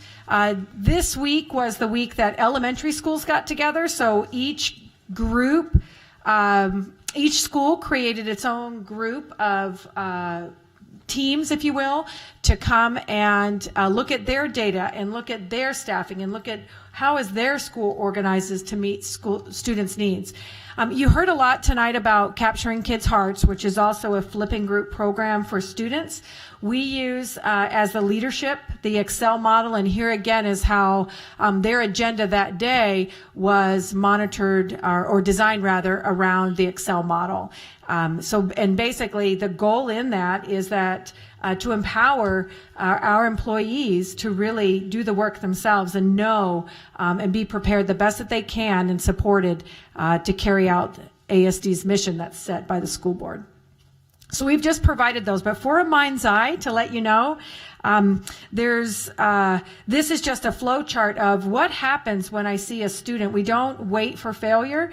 We look and we progress monitor to know what is it that kids need and how can we target the instruction. It's really a way that we're not guessing we should do this maybe or what can we do. We don't waste time. Teachers work together. They share the results together and plan together. The next is how they log what we are doing with kids to demonstrate the types of interventions. One intervention is not guaranteed. That pyramid shows that with a good core curriculum, 80 to 90% of students will learn and should learn, but there are additional groups of students that we know need more. They need the core and more, we call it. And so this really shares their progress, and it helps us monitor their needs so that they are individualized to students. There is some reading for you to take home over the break. It is the magazine Education Week. It's a teacher magazine that really talks about getting reading right. It's just published this month. We did have publishing rights to this as we belong, and so we created some reading materials from you that we've downloaded online. so that you can take it if you're traveling, if you have a cup of coffee, you can take a look. Some of the issues there are really mirrored in our own school district. They're mirrored around the country, and really working as a country to ensure that all of our students and kids and citizens are literate. One of the things that we do for multi-tiered system of support is really to offer preschool, and this is actually a trifold. The preschool team, in addition to the elementary ed, created this. We are working with the city. They're quite interested in how we've grown. Share with you again that we were able to multiply through efficiencies the number of preschools using our 4th tier busing. But these are just some data presently on our preschool students, and we just hope to grow that. And again, we have different types of preschools that meet different types of student needs. But that's for your information as well. And then I just whipped through everything because I know we spent a lot of time on graduations, as we should have. And so I'm just going to turn it over to Dr. Stock. Mark is going to share a brief update on the work this week as well as last on the Wellness Initiative, as he had mentioned at our last board meeting. Thank you, Dr. Bishop. So the preliminary evaluation of that is about 75% complete. So as you remember, with the board ad hoc committee having some ideas around recess and lunch times and some of those issues, we took those parameters that were suggested and discussed in that group, and we've put a pilot together. So as you're aware, currently there's 20 elementary schools in ASD that are part of this pilot. Dr. Juliana Cohen is actually in the air right now, flying back to Harvard. She has, through a grant of her own, has been up here helping us with the evaluation at no cost. And so I will just share with you her parting comments. She said, I've worked all over in public health for quite a while. She said her experience in ASD, she says, has been the most amazing one she's had yet, ever. It's one of the larger. I asked her about our size of the pilot. How did that compare to her previous research and her publications in this area? She says ours right now is the largest pilot of this type that she's worked with. So we're about 75% done. So what we've got are, number one, 3rd and 4th graders have been surveyed. It's like a 2-minute survey. It's just a few short questions. They did one at the beginning, and they have another one they've just finished, and it's in the process. Her graduate students are compiling all of that, and we'll be doing all the statistical work to crunch those numbers in the pilot schools. The second type of evaluation piece is a Google form that teachers and staff can go and put their ideas and input, their feedback into a Google Doc that we collect that information on. The third part, she was just here Thursday, Friday, and then this Monday, yesterday. And she's visited 6 sites, and she spent half a day each in each site. She started by interviewing staff, talking to them in focus groups. She met with the head of the food service for the school. She met with parents that had been selected, and one of the most amazing things was that some of the parents who did not know that there was a pilot going on had the same feedback about some of the changes that they're seeing in their child, and yet didn't know what it was due to. So there were some positive things that'll come out in her report on that area. So that's the third thing. The fourth one is the parent surveys. We have about 6 questions that have been inserted into the family engagement survey that will go out in February. And the nice thing about that is we will then be able to disaggregate and analyze the changes, the differences, if there are any, between the families who are in the pilot schools and the families that are not in pilot schools, to see if the parents are saying anything different from each other about whether their children are hungry when they come home, or whether they're rested, or whether they're angry and lethargic, and all those questions. The fifth thing is principal interviews. So another research group has a grant that they did for us. They have interviewed all 20 pilot principals and done extensive interviews of them about how it went in their schools and some of the problems and the challenges they're overcoming. So those are 5 parts. The last part is a quantitative piece where we will be looking into things like the nurse visits and whether or not there's more or less of those. There's some anecdotal information from nurses that in schools that had a successful pilot that they had less students coming down to the nurse reporting hungry. So those are the 6 pieces, and so we'll come back to you, and our target, and it's not complete, but depending on the board president and superintendent's plan on how this gets reported, we could tentatively be as ready as early as the second board meeting in January or one of the February meetings to give you the updated report. So. All right. Madam President, that concludes the update for educating all students for success in life, the update on what's been happening around the district to meet the mission. Good things. Thank you very much. All right. I move to approve the consent agenda, ASD memorandum number 054, personnel report.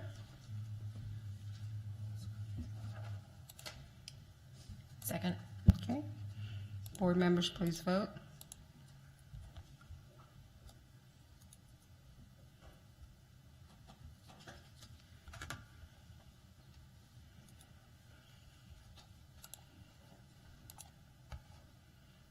And that passes unanimously with 7 yeas. Okay, before we start our testimony on action items, the procedures for action item testimony is as follows. An action item memo is first introduced by the Vice President and if seconded by another board member, I will open the floor for public testimony. If you have signed up in advance or indicated you are interested in providing testimony, I will call you up to the front table to speak. You'll have 3 minutes to talk, and you'll see a timer on the screen in front of you to monitor the time remaining and inform you of when you need to conclude. After all testimony closes, I will open the floor for board discussion, followed by the student board representative vote, before finally calling for the official vote. Voting results will be displayed on the screen to my right. I move to approve ASD memorandum number 053 and accept a grant from the Alaska Department of Education and Early Development Migrant Education Program in the amount of $54,600 to purchase books and reading materials for distribution to eligible migratory children. Is there any public testimony on memorandum? Oh, sorry, second.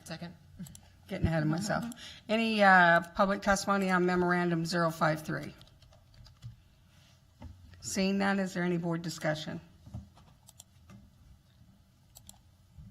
Seeing none, could I have board members vote, please?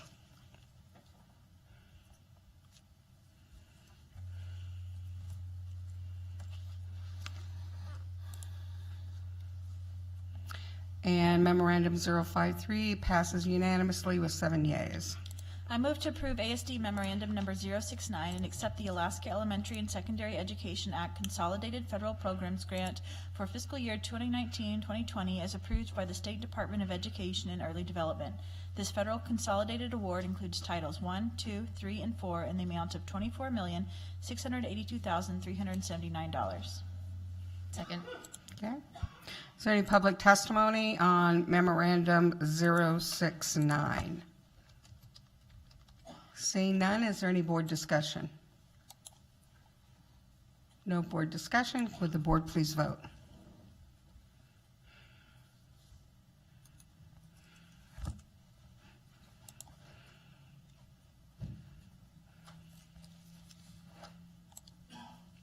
And that passes unanimously with 7 yeas.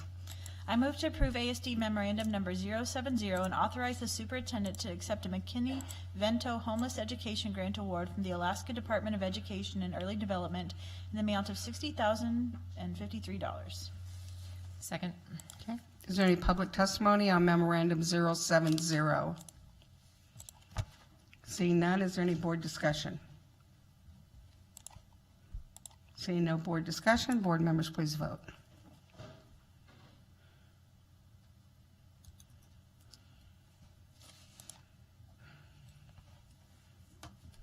And that memorandum 070 passes unanimously with 7 yeas. I move to approve ASD memorandum number 059 and authorize the superintendent to award a contract for the Aurora Elementary School boiler replacement project to Consolidated Contracting and Engineering LLC for a total award amount of $896,896. Second. Is there any public testimony on memorandum 059? Seeing no public testimony, is there any board discussion? Seeing no board discussion, board members, please vote.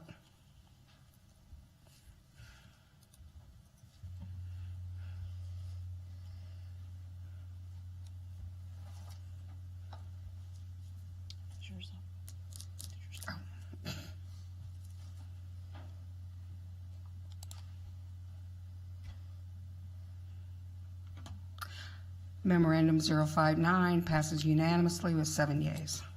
I move to approve ASD Memorandum Number 060 and authorize the superintendent to award a contract for the Mears Middle School roof replacement project to Roger Hickle Contracting Incorporated for a total award amount of $5,478,879. Second. Is there any public testimony on Memorandum 060? Seeing no public testimony, is there any board discussion? Seeing no board discussion, board members, please vote.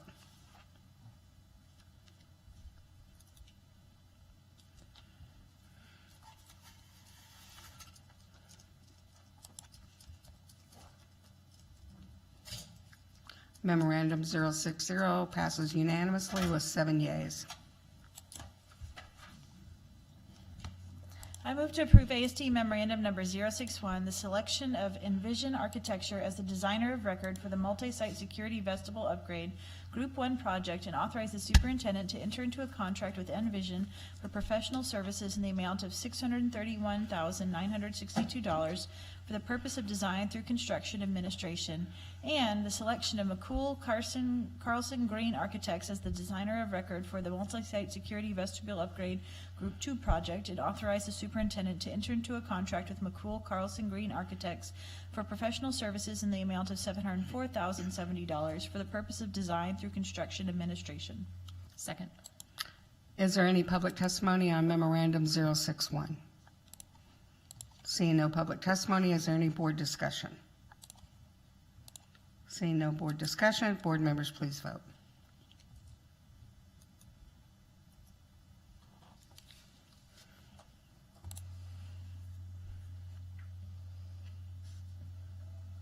And that memorandum passes unanimously with 7 yeas. I move to approve ASD Memorandum Number 064, revisions to the fiscal year 2019-2020 budget, and authorize a reallocation of $6,767,440 in spending authority within the Municipal Assembly approved upper limit of $885,858,600. Second. Is there any public testimony on Memorandum 064? Seeing no public testimony, is there any board discussion? Yes, Ms. Hildy. Could someone just clarify upper spending limit authority and what that means as far as this is just moving funds within our already approved budget?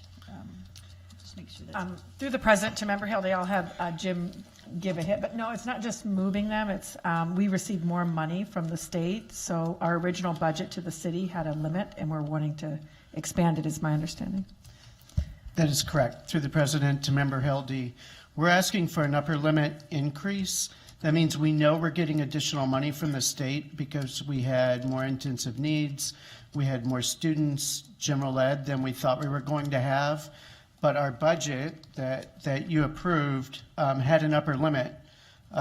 So we're just trying to make sure that as we receive this into the general fund, that we have the authority to receive it. So we're shifting money that was available under grants that we didn't end up getting the money, and putting it in the appropriate place in order to actually have the money come in and have an authorized position. Ms. Is there any change to what the Assembly approved in the spring? I guess it's the upper spending limit authority that I don't fully understand. Just I'll try another. So when we turned in a budget, they approve, and especially for tax purposes, their amount is in relation to what the state gives. So when we had more students than had expected, the state gives more money, but they had a limit on our budget, and that's how much money. Well, if we get more from the state, we just want that to go up. Just so that was the heart of the issue, the tax component of it. Does this create new? It's the permission to receive the money from the state. We can't get an additional increase in the local at this point because it happened after the tax levies had been released. But we can get more money from the state. Got it. Thank you for clarifying. Ms. Mitchell? I just wanted to say that I'm really pleased to see that there's some money being put in to support and mentor the SPED teachers and the TAs. I know that transition can be really challenging, and I've also heard that some of the substitutes really are feeling a need for some training and support, so I really appreciate seeing that in there. So I have a question. When you talk about we're getting more money, but I see the transfer of 5.25 FTE teachers as the positions from pre-K budget to the elementary budget for positions already assigned, that's not additional money. We're just moving. That portion is placing the authorization in the correct accounting line. As you can see, we did increase the number of special education staff, both support and education as a result, which was basically everything Cindy Anderson asked for. But we are trying to clean the other stuff up at the same time to avoid multiple memos that appear to be the same, but they're only somewhat related. Okay, thank you. Any other board comments or questions? Okay, hearing none, board members, please vote.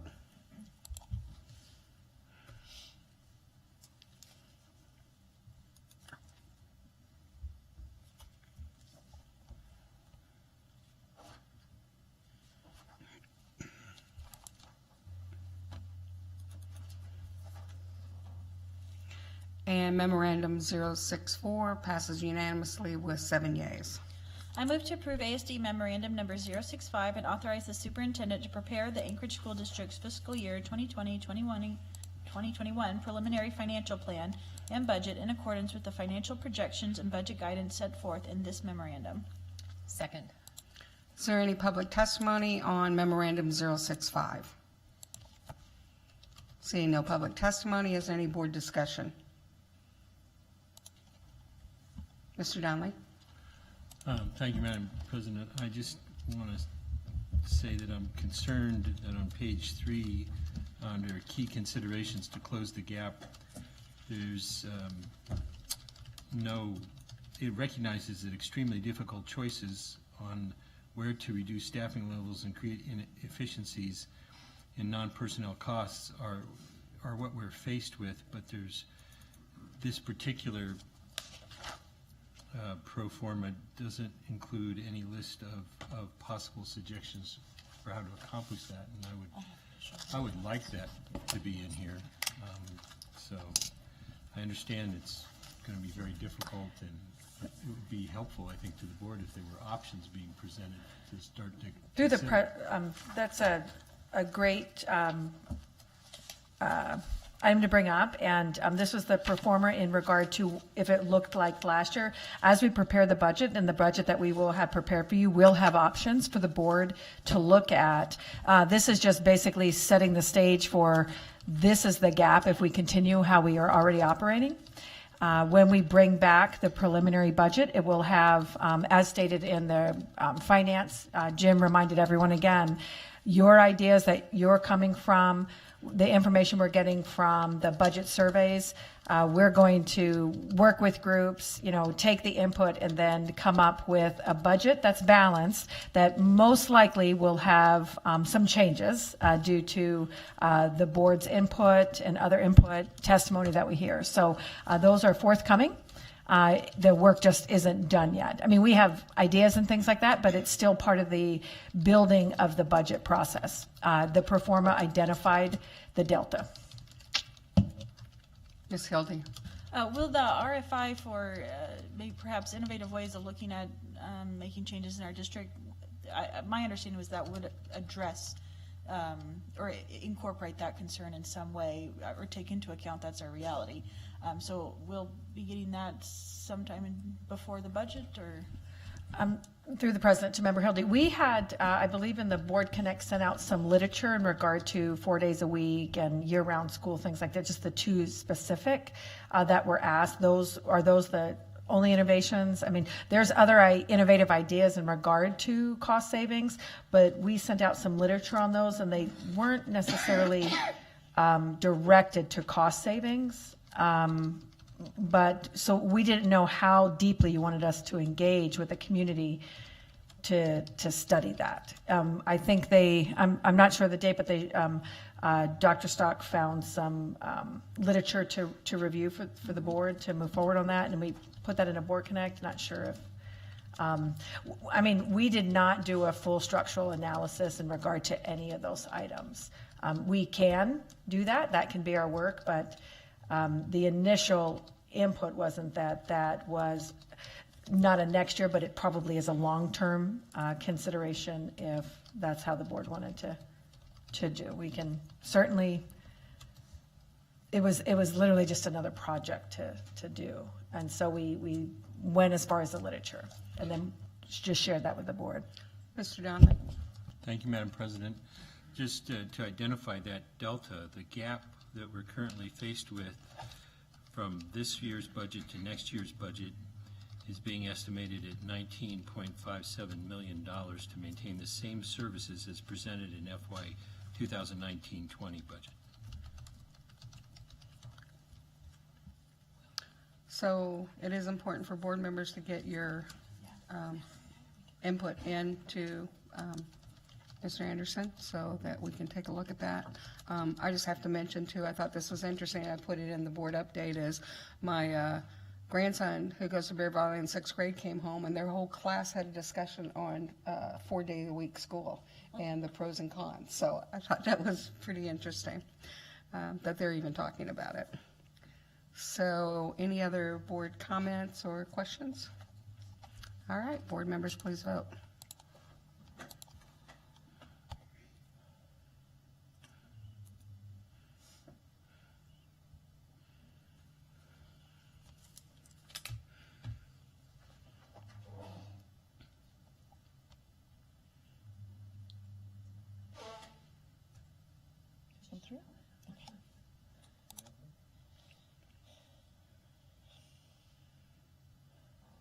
And memorandum 065 passes with 7 yeas.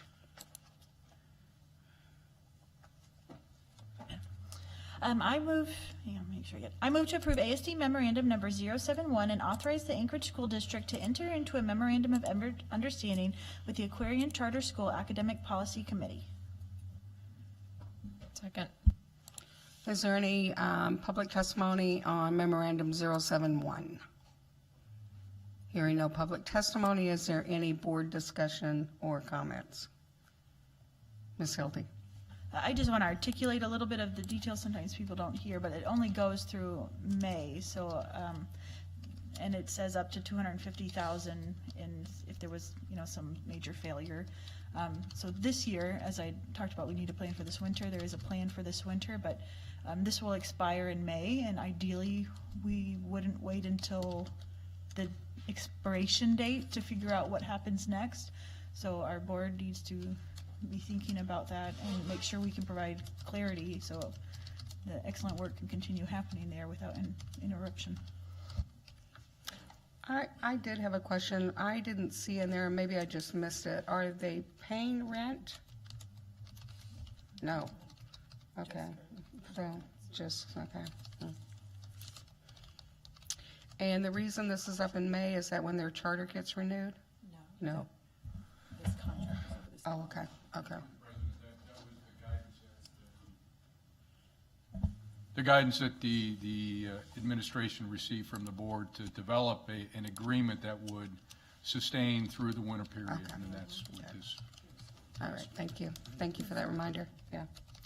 All right, any other comments? Mr. Donnelly? So, thank you, Madam President. Just the bottom line here is that the Aquarian Charter would be responsible for up to $250,000 of emergency repairs during this period within term of the agreement. Yeah, I read that also. I was just curious about Brent, because I didn't see it in there. But, all right, any other board member comments or questions? Hearing none, board members, please vote.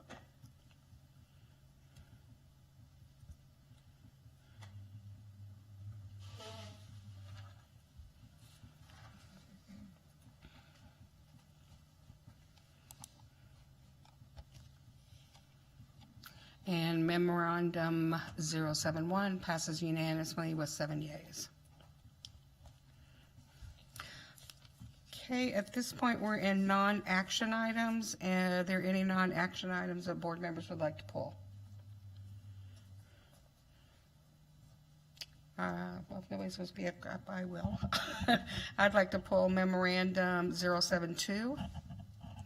And did we give this, the waiving the school board policy, do we have a?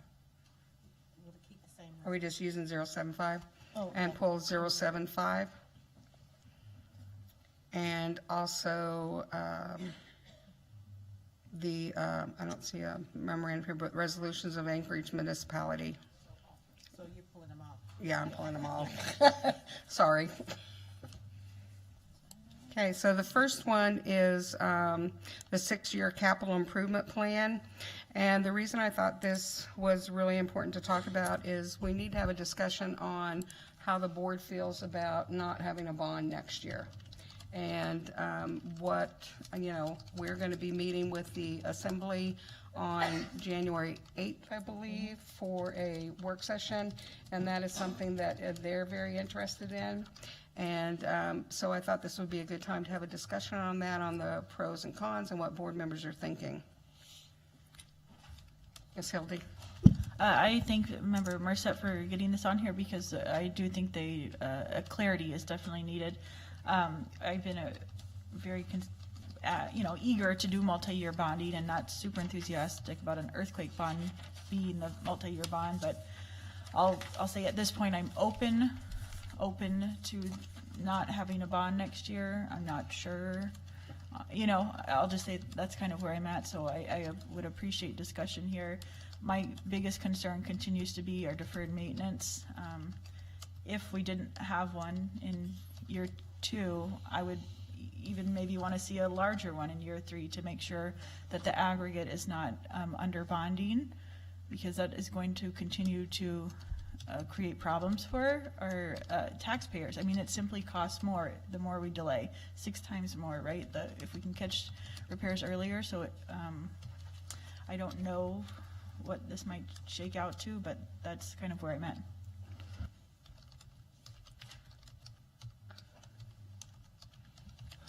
Mr. Donnelly? Thank you, Madam President. As long as we're identifying individual board member priorities, my top priority is the deferred school safety projects to harden our schools against outside violent threats. So that is some time out in the 6-year plan as it exists now. Ms. Michaelis? Just as a question, I understand the question and the conversation that you're trying to have. My question is the approval of the CIP, if it does not have, a bond or an amount in year 2, that doesn't preclude us from doing one unless we come out somehow in a different way and say it, or is approval of the CIP with $0 in year 2, is that us absolutely saying no bonding? I mean, I'm trying to figure out where the line is actually drawn outside of the conversation. Where are we saying as a board yes or no to bonding next year? Yes. And I thought about that too, and what are we going to effectively communicate? And then I did the math on votes, and if it works out voting wise, it would be a very clear statement that next, if everybody agrees, then that is the board. Of course, you're not committing to it, but it's a public statement of saying this is what we plan to do next year. If the votes add up to that level of clarity. But that is a reality. I would like it to be, if we do the 6-year capital plan and it's not if this is going to be a multi-year bond and next year zero bond, I would like us to really communicate that well and almost box us into it publicly with some sort of advertisement or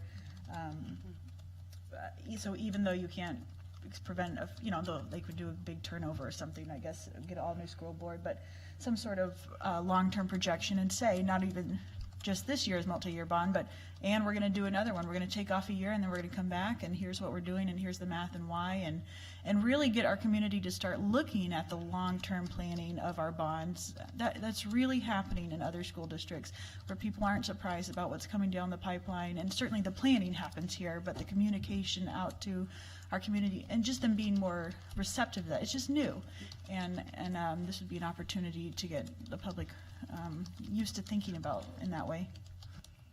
Dr. Bishop. Thank you, Madam President. I would like to really concur with the understanding of Member Hildy in regard to the outward look of this in our community. And it's no secret that there are a few projects that have strong feelings in our community, whether they be that a charter school is on the bond, whether we're moving forward with our own capital improvement in addition to earthquake. And then in regard to the earthquake, there is really some conflict in the community for which we're trying to invest money to have schools.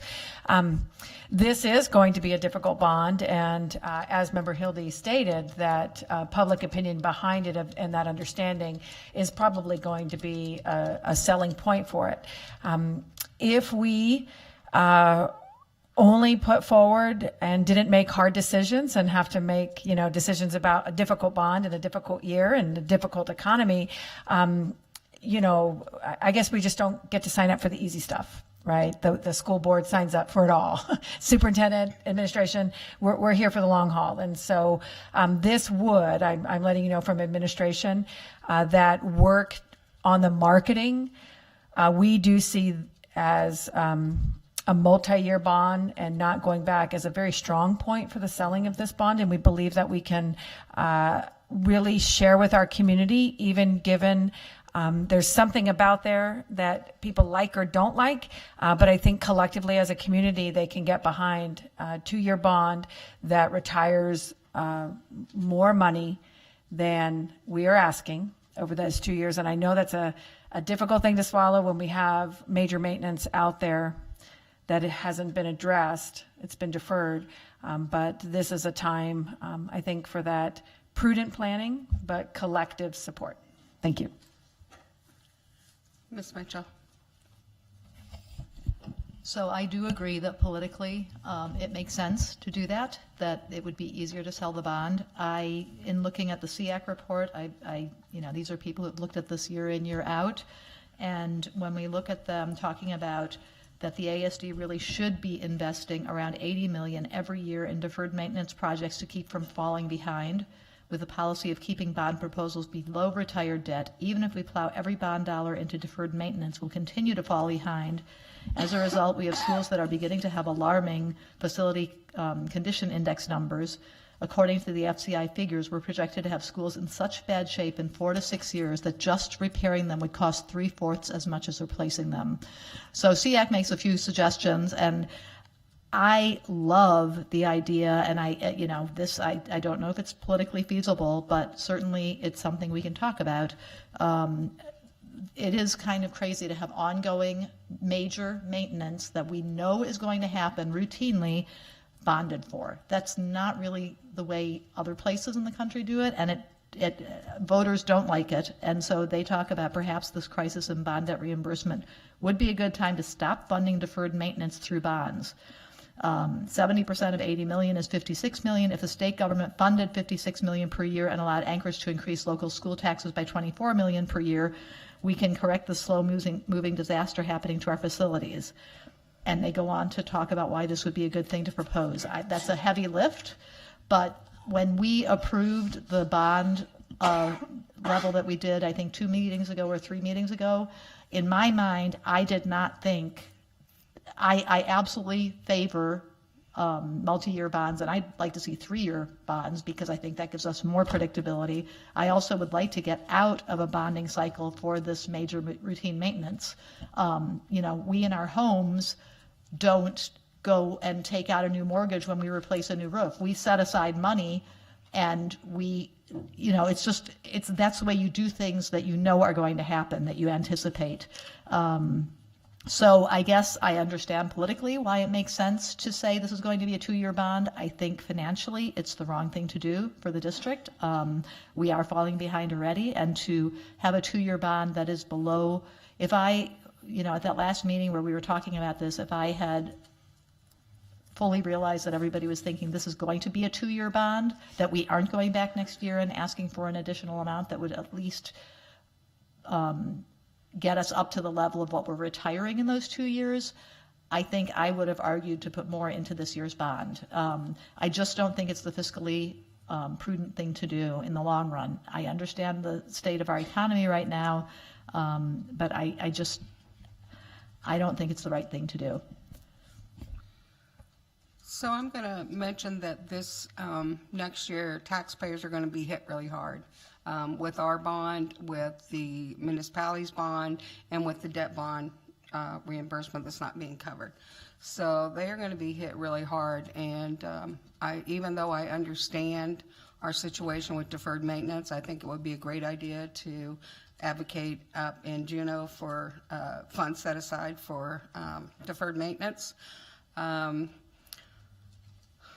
I'm not sure how that would go, but I'd certainly advocate for it. But I do think to get this bond to pass, because it is going to be so difficult, that I do think we need to not bond for the following year. And it's because the taxpayers are going to be hit so heavily, and because it's important that this bond get passed so that we can do our earthquake repairs. So it is very important. Any other board discussion? I do have one other thing I want to bring up with the capital planning. I met with Connie Yoshimura, who is a land developer. Madam President, there might be Mr. Holloman on the line. Oh, Mr. Holloman. I'm sorry. No, that's good. Yes, I was going to jump in real quick. I agree with Member Mitchell. If we had really planned this as a 2-year bond, I think we would have gone for something a little bit bigger. And there's a little bit of a problem with trying to predict what the state may do in the coming year. I think we do need to make a decision and say one way or the other, but I do think we've got at least a little bit of time on into maybe mid-January before we have to make that decision. But we kind of caught ourselves in a tight spot. A year off is a hard thing to predict, so I think we need to be ready to go either way. But I also agree that we need to tell the public what we're going to do for certain. Thank you. Thank you, Mr. Holloman. If there's nothing else, I'd like to share with you what I learned from Connie Yoshimura, who's a land developer and is responsible for several housing developments in our city and in Eagle River. And currently, we are over capacity, I believe, at Kincaid and Sand Lake and possibly Bayshore, I'm not sure. But there is a 40-acre lot on Kincaid, off of Kincaid there, close to where West Park is now, that is being surveyed for the building of, could be up to 120 homes. There's also the 42 lots that are going to be under construction here in the next year. Those are going to be single-family homes that are going to be smaller lots, so they'll be more affordable. Heatherwood, the subdivision over there, has 24 more lots. Sonoma Glen, which is across the way from West Park, is expanding. They have plans to expand 42 lots also. And because this is a 6-year capital plan, we have to, if we were to think about building another school in that area, it's something we need to address now, given this information and the growth in that area. What I would like to recommend to this board too, and we can bring it up in new business, is I think we need to address boundaries and do it district-wide to see where we're at and what we can do to alleviate some of this overcrowding, because new schools are very expensive. If we need to do that, that's one thing, but if changing boundaries might help with this, then that might be something else that we consider. But I wanted to bring this up during this 6-year capital planning because it could impact our 6-year plan.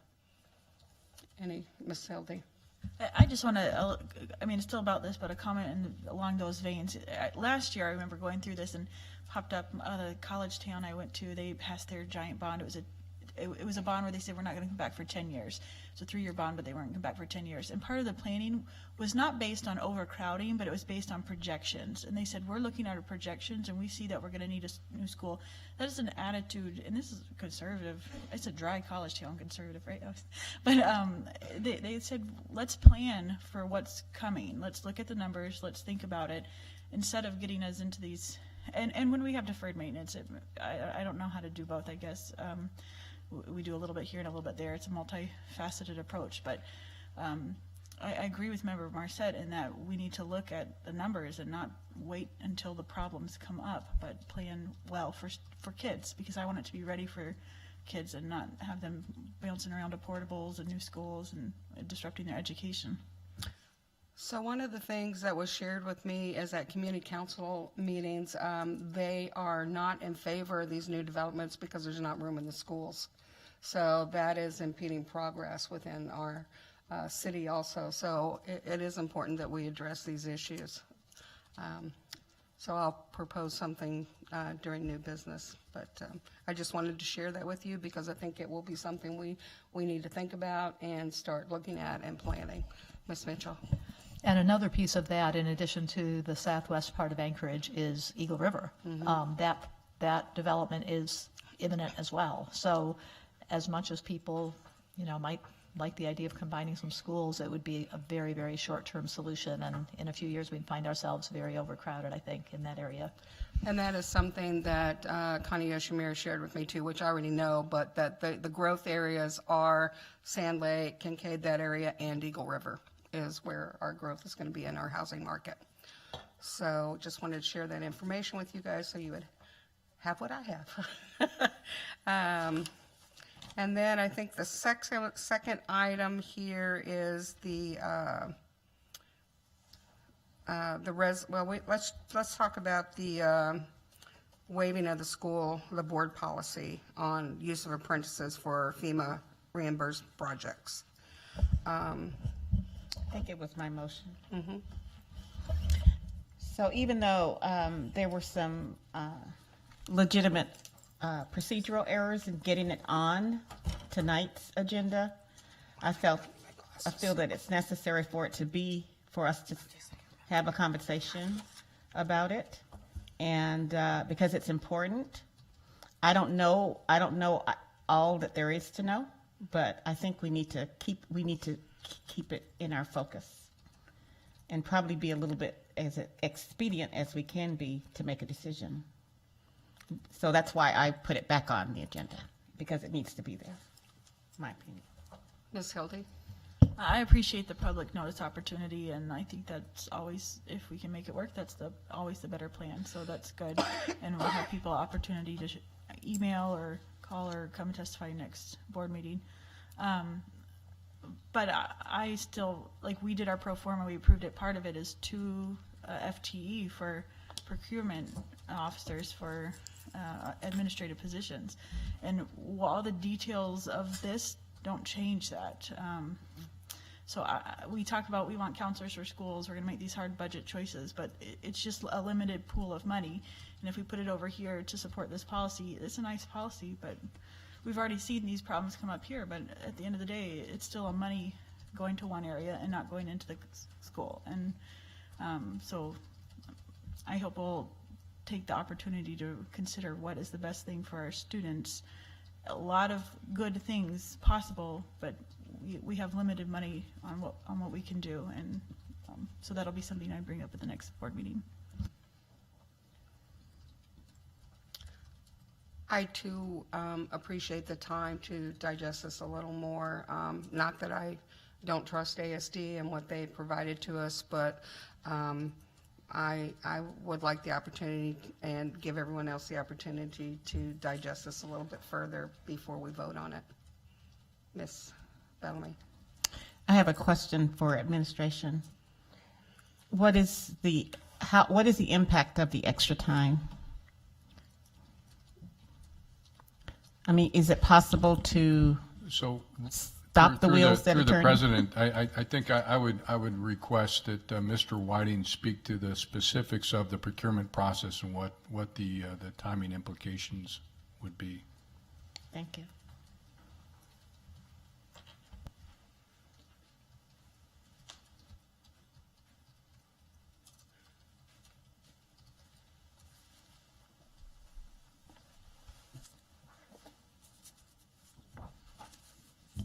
Thank you to the board, through the board president, to Member Bellamy. Currently, with the East High School project that we have that was solicited on the 12th of December, that would be the project affected by the delay.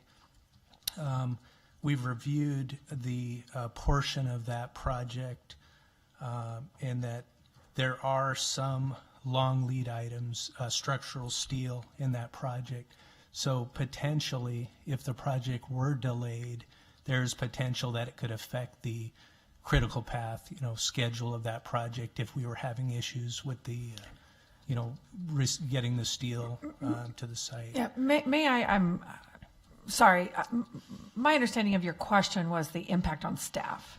Was that the basis? Actually, I kind of want both. Okay. Impact to the process and impact to, which is the staff, I guess, and impact at the school. I mean, I'm assuming that the school is just fine. It just needs to have this work done. I mean, there's no safety issue at the school. So if we had to delay, I just want to know what would be the impact to the bid process, because you said it's already out there, and then to whatever other processes that you have to give attention to. So I think I've minute off. Through the board president to Member Bellamy, yes, the process would be we'd have to issue an addendum to the solicitation. Well, if there is a change, if we are waiting for a period of time and there is no change, waiting for a decision, we would just have to extend the time to receive bids. Mm-hmm. When we do extend the time to receive bids, typically the potential offers would ask us for, we would be looking at more time, and so the impact to staff would be, we would just be kind of waiting for the understanding of, are we going to make a change on earthquake projects? If so, what it is, or are we not going to? So really there will not be an impact on staff waiting for the board's decision. The impact could be potentially if there were differing decisions. Follow up. Okay, any other discussion? Thank you, Mr. Whiting. Oh, I'm sorry, go ahead. Almost forgot what it is. So you can put an addendum or amend the bid that's already out there, or the request for the East High job. Okay. Yes, ma'am. All right. Yes, Ms. Michaelis. 2 questions. One, do we have any other earthquake-related bids getting ready to go out, or have those been put on hold until the board takes action on this memo? Through the board president to Member Michaelis, we have looked at a schedule from CP&C.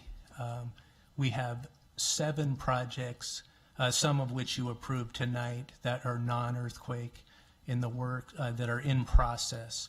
And then following that, we do have other earthquake projects that are queuing up to be issued. So we would like to know, a decision would help us understand which direction we're going in. As I stated with the East project, that is the project that is on the street currently. So we would, our real risk is that the longer it takes to get a decision, it could affect our construction schedule for the East High School project. And then one other question, and I don't know that it's to you or maybe to the superintendent. There's been a lot of information, and I think we're all kind of out there doing our research, as swiftly as possible.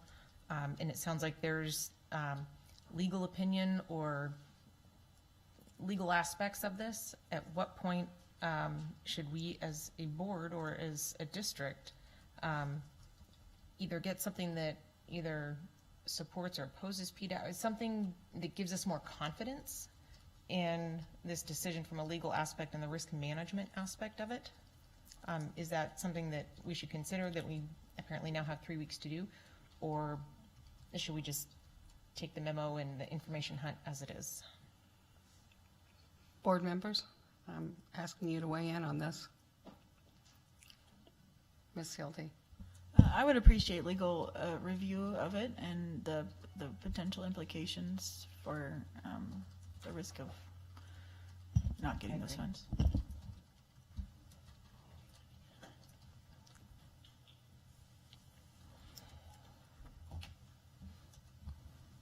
Mr. Donnelly? Well, I have a lot of unanswered questions. I would like to see if there's any examples of any school district that was denied FEMA funding because they had an apprentice policy. We don't know of any examples of that ever happening. I'd like to have an analysis that didn't say it was not a legal opinion and did not speak for FEMA.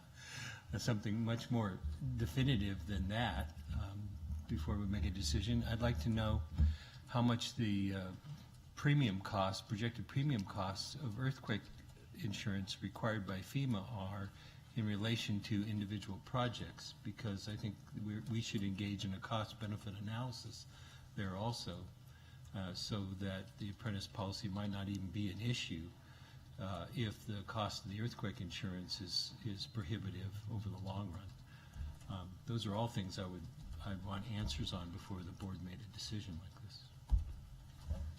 Madam President, if I might, if those questions could be provided to you and then shared, we could work with our council.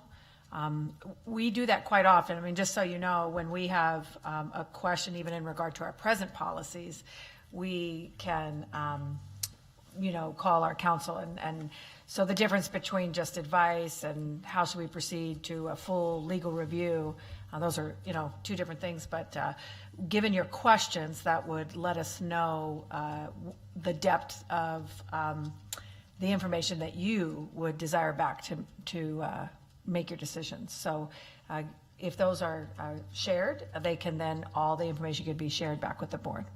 Okay. That's a good idea to get them into us. So if board members will get those questions, I'll just have you send them to Katie so that we can distribute those and get those answers.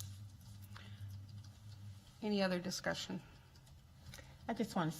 Yes, Ms. Mellon. Just say that I do sense that the staff has a sense of urgency, and I want to respect that, because I definitely don't want us to do anything that would jeopardize reimbursement. But at the same time, I do think if we could slow down and give people a little bit of voice and then get our questions answered, I think we can get where we need to be. Okay. The next thing that was pulled was actually the resolution of the Anchorage municipality adopting the climate change action plan. Was everyone able to read that? What they're wanting is either for us to write our own resolution or to support this one.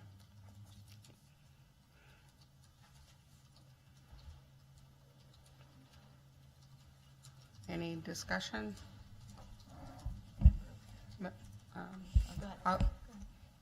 Ms. Mitchell, go ahead and go first, and then I'll. I was just going to say, I am happy with either way. I'm happy to support theirs, or I'm happy to write our own. I don't know if anybody else has a feeling that we need to write our own, or. Ms. Michaelis? Until I see what our own resolution might look like, I guess one of my questions is, I'm always going to want to tie it back to the dollars and what's going to come out of, a classroom or something like that. And so I would be hesitant to support anything, even with good intention, unless I know, what the cost or, estimated cost down the pipeline or something like that is going to be towards, supporting something like this. Ms. Bellamy? Just ditto on what Member Vakela said. I don't know what it'll cost, but at the same time, I support the overall intent, but I would like more on the impact of it for ASD. Or we do our own. Right. And I would think if we wrote something, I mean, we already do a lot when we go into our schools with lighting and energy efficiencies. I mean, we can just say that, we continue to do something like that. But, and the fact that we are looking at solar energy or whatever, that we're looking at it. Doesn't mean we're going to do it, but that we will look into it. Yes, Ms. Helbig.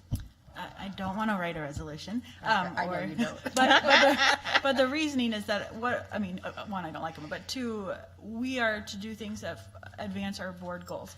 Everything we do needs to be able to point to what are we doing to stay focused on our goals, especially as we go into our new strategic planning period. I hope this board will commit to saying there are so many nice things out there that you can do, but if we don't work our goals, we aren't going to move our students to where we want to see them.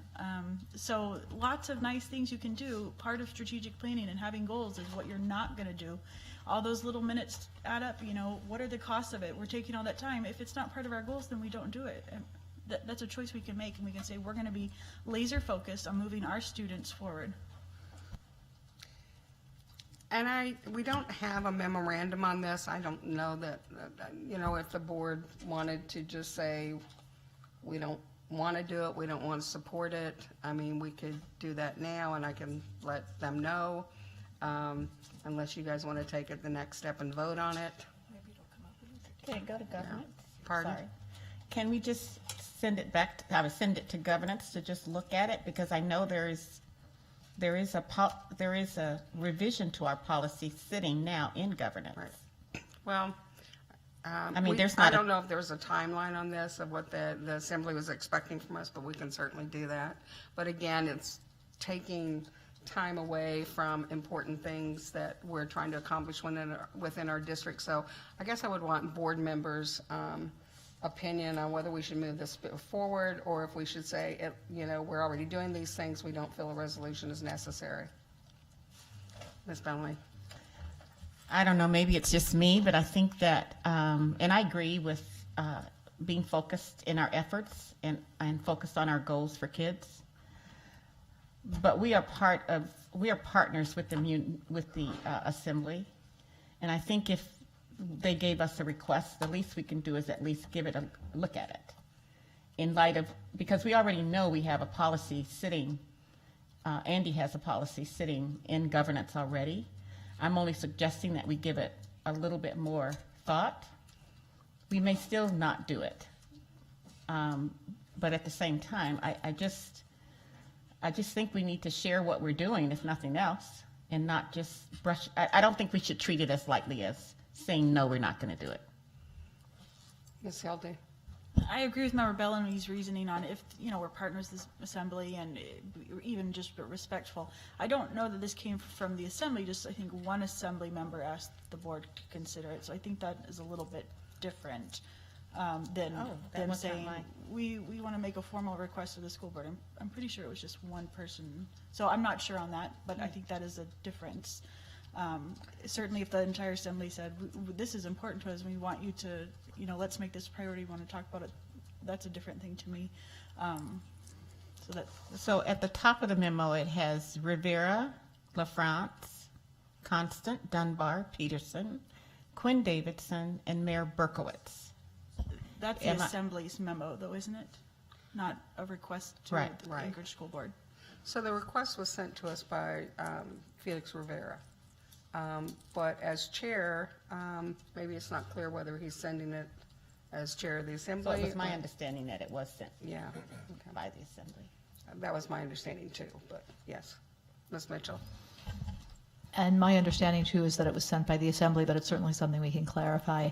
I completely agree that we need to stay laser focused on our students. That is the mission of the district. However, we own 8 million square feet of is that right, Dr. Bishop? We don't own it. We occupy 8 million square Property feet of, managers, yeah. right, but we're the ones who determine how it gets used, how it gets updated. 2 million. Was it 2 million? 2 million? 7.8 million square 7.8 feet. million, okay. Okay, 2 sorry, billion. I was off by 200,000 square And feet. The 2 comes I from the $2 apologize. billion of value. We have, right, $2 billion worth of value, 7.8 million square feet of property. That is a lot of carbon footprint. That is a lot of parking lot space. That's a lot of, pardon me? Yeah, I mean, I think it would be immoral for us to not address this in some way. Climate change is, in my opinion, one of the greatest issues facing us, and is it the mission of the district? No, but it certainly is a business that we are in. We are in property management, and I think it is, I think it's a moral imperative for us to look at this. Well, my understanding is we are looking at this after the first year as a board. We put that on our RFI to take a look at this and to do a study on this and see what the feasibility is of doing solar energy. So I think we are going to address it. But with everything that's going on, I believe it was after the first year. Ms. Hildy. Thank you. And I'll agree with Member Mitchell that it is a lot. That is the whole point of it. It is a lot. And if we want to make it one of our strategic goals, then we need to make it one of our strategic goals. But if we're not, then we need to work our goals because it is a lot. So if we're going to start looking at that, we're going to not be doing other things. And that's just something we need to be open and own. What are we going to do and what are we not going to focus on? We just have to choose and make that part of the public process and commit to it. And then if it's that important and we want to make that the priority, then everything we do can support those goals. But it has to fit in with our, right now, Destination 2020, and then whatever we're going to do. So maybe that comes up in the discussion part of our strategic planning. But if it's not in there, then I don't want to do it. I want to work our goals so that our students will improve. All right. I haven't come to any conclusion here. Are we sending this to governance, or are we not moving forward with it? Just kind of. What do you need, a motion to send it? Well, we don't vote on this. It's kind of like a straw poll or whatever. So how many would like to move this to governance? How many would like to? Andy, are you there? Andy, can you hear? I'm here. They wanted to know your opinion on moving this memo to governance or not. Say yes. Governance is always happy to get more stuff. Okay, so that's 3. How many would like to just respond and say we are doing this and we are looking at this after the first of the year? After the first year, we are right. Here we are. Yeah. But Kalis? Oh. So she abstained. Well, that's 3-3, so No action. no action. All right, well, we'll talk about it again then. Okay, I have one other thing on here. We did receive notice from Teamsters Local 959, notice to employer, correct collective bargaining agreement opening. Pursuant to the terms of our current collective bargaining agreement, kindly accept this as sufficient notification of Teamsters Local Union Number 959's desire to open the collective bargaining agreement for the purposes of review and/or amending all articles, appendixes, supplements, addenda, and/or letters of understanding of such agreement. Teamsters Local Union Number 959 will be negotiating a collective bargaining agreement with your company that may affect area and industrial standards, as well as other Teamster members. The Public Services Division affiliated with the International Brotherhood of Teamsters and Joint Council of Teamsters Number 28 have a constitutional responsibility to assure that their affiliates preserve and protect area and industrial standards and not take any action that adversely affects the interests of any Teamster members. Consequently, Any proposed collective bargaining agreement with your company must be reviewed and approved by Joint Council of Teamsters number 28 and the International Brotherhood of Teamsters Trade Division prior to being submitted to affected members for ratification. This approval process shall not delay reaching an appropriate agreement. So this is official, it says, this is official notification that the Teamsters Local 959 would like to move into bargaining. So noted, and Matt, that's your okay. Yes, I believe this was an effort on behalf of the Teamsters Local to meet the intent of the board policy, and through correspondence with the board secretary and to President Marcet, this was viewed to be sufficient notice. Yes. Okay. Now we are going to go to new business. Do we have any new business? Mr. Donnelly. I just want to ask the superintendent to make best effort to really balance whatever committee is going to be appointed to review the math curriculum.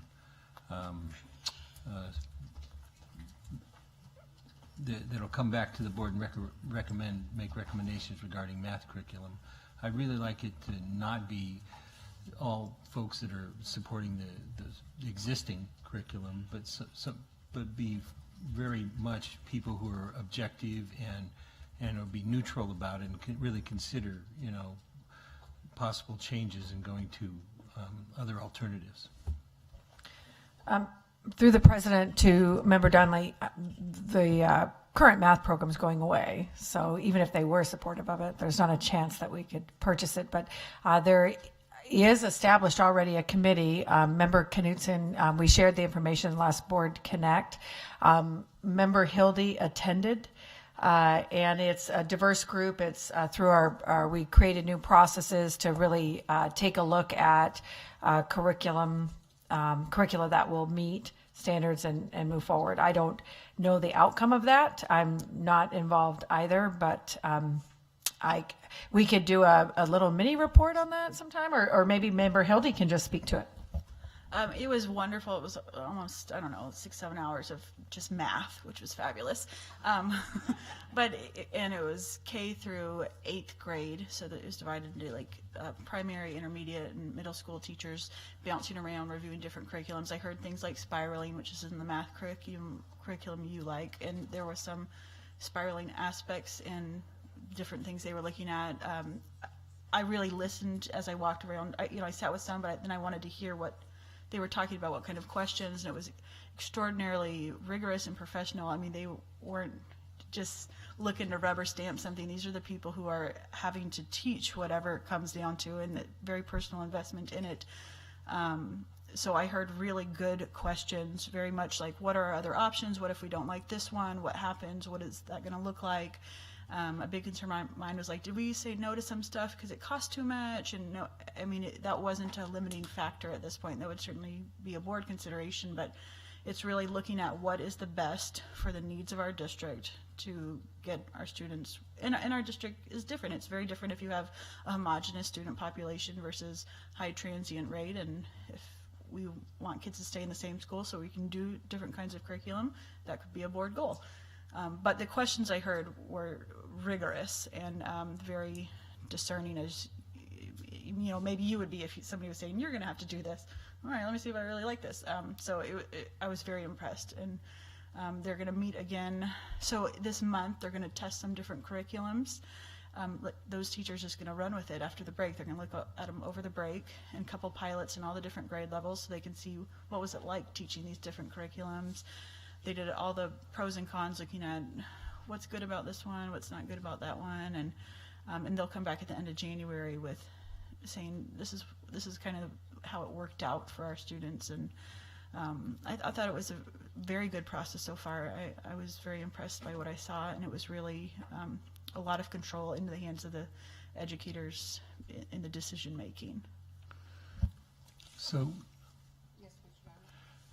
is sex and math one of the ones they're going to do pilot experiments with? Oh, so I asked about sex and math specifically, and one of the issues is the I said, what is the source of the ones we're looking at? And it's from a report, ed report, that says which one meets your standards. So district-wide, meeting those standards has to check the boxes. So I personally looked up Saxon to see where it was at, and it, you know, whatever those are, it didn't hit those points of it. We know that it's effective in homogeneous schools, and that it's an excellent program, but it isn't.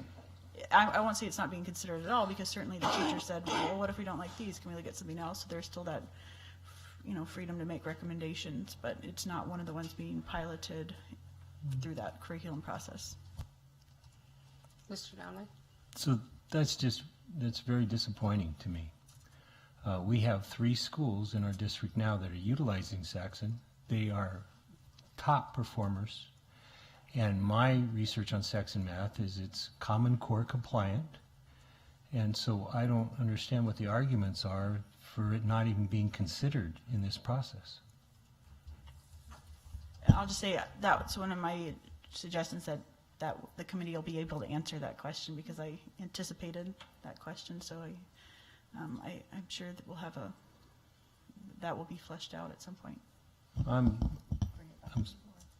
Yes, Mr. Sorry, Allen. I'm just super disappointed in that. Very, very disappointed. Given the amazing results of the 3 schools that we got, talk about a pilot program. We've got a pilot program for the last 5 years that shows outstanding results with Saxon Math. That it's not even being considered by this committee. That's what I was afraid was going to happen, Madam Superintendent. That was one of my concerns about the structure of this committee and who's on it. Through the president to Member Donnelly, I heard your concern, and I wanted to let you know that the professionals that are on this committee, I'm confident, as is Member Hildy, that the professionals who are math professionals can make a recommendation to me. I believe the process is fair, the research is sound. I want to let you know, I was a Saxon Math teacher. I was a principal of a Saxon Math school. Even as the superintendent of this district, I do not get to unilaterally make any type of decision whether I like it or not.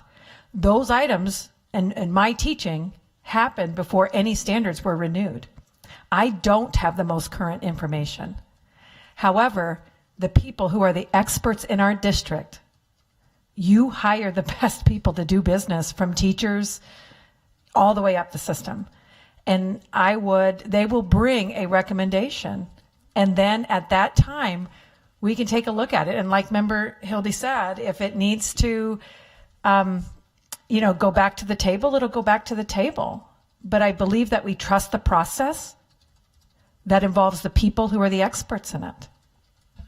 But if the process isn't even going to consider fairly Saxon Math, when we have 3 schools that are excelling, utilizing it, and Dr. Stock's assessment of comparison with 3 other of our top performing schools was so positive as far as those schools being successful with Saxon Math, it's very discouraging that they're not even going to consider it. And through the president, just one last thing. Initially, the math that comes out of Saxon by middle school, he did share in his presentation, by middle school, those differences level out. So there is a difference in the structure of the programs. Saxon Math was considered. It went through the review of the research. So it wasn't just we're never going to consider it. It actually did, and it didn't make one of the top 3. It was reviewed. It just didn't make the pilot section, because I specifically asked it to be considered in following up from the board ask. Well, this is exactly what I was afraid of was going to happen with this committee process. Exactly. And I'm very concerned about this. And I just don't think that, I think there's tremendous public support for considering Saxon Math, and this committee should broaden its review and include that as one of the candidates for being considered. Ms. Hildy? I'll just say a final statement. I think anytime that we have something we like and we're used to and we see good results with in one setting or even a couple settings, it's tempting to say, that's great, we should do that everywhere. That's not analytically sound in my judgment. You need to take a holistic approach across the whole district. What is going to make sense for 47,000 students? And it might not be what works in some spots of the district. So I'm confident in what I've seen of the process, and I'll continue to watch it.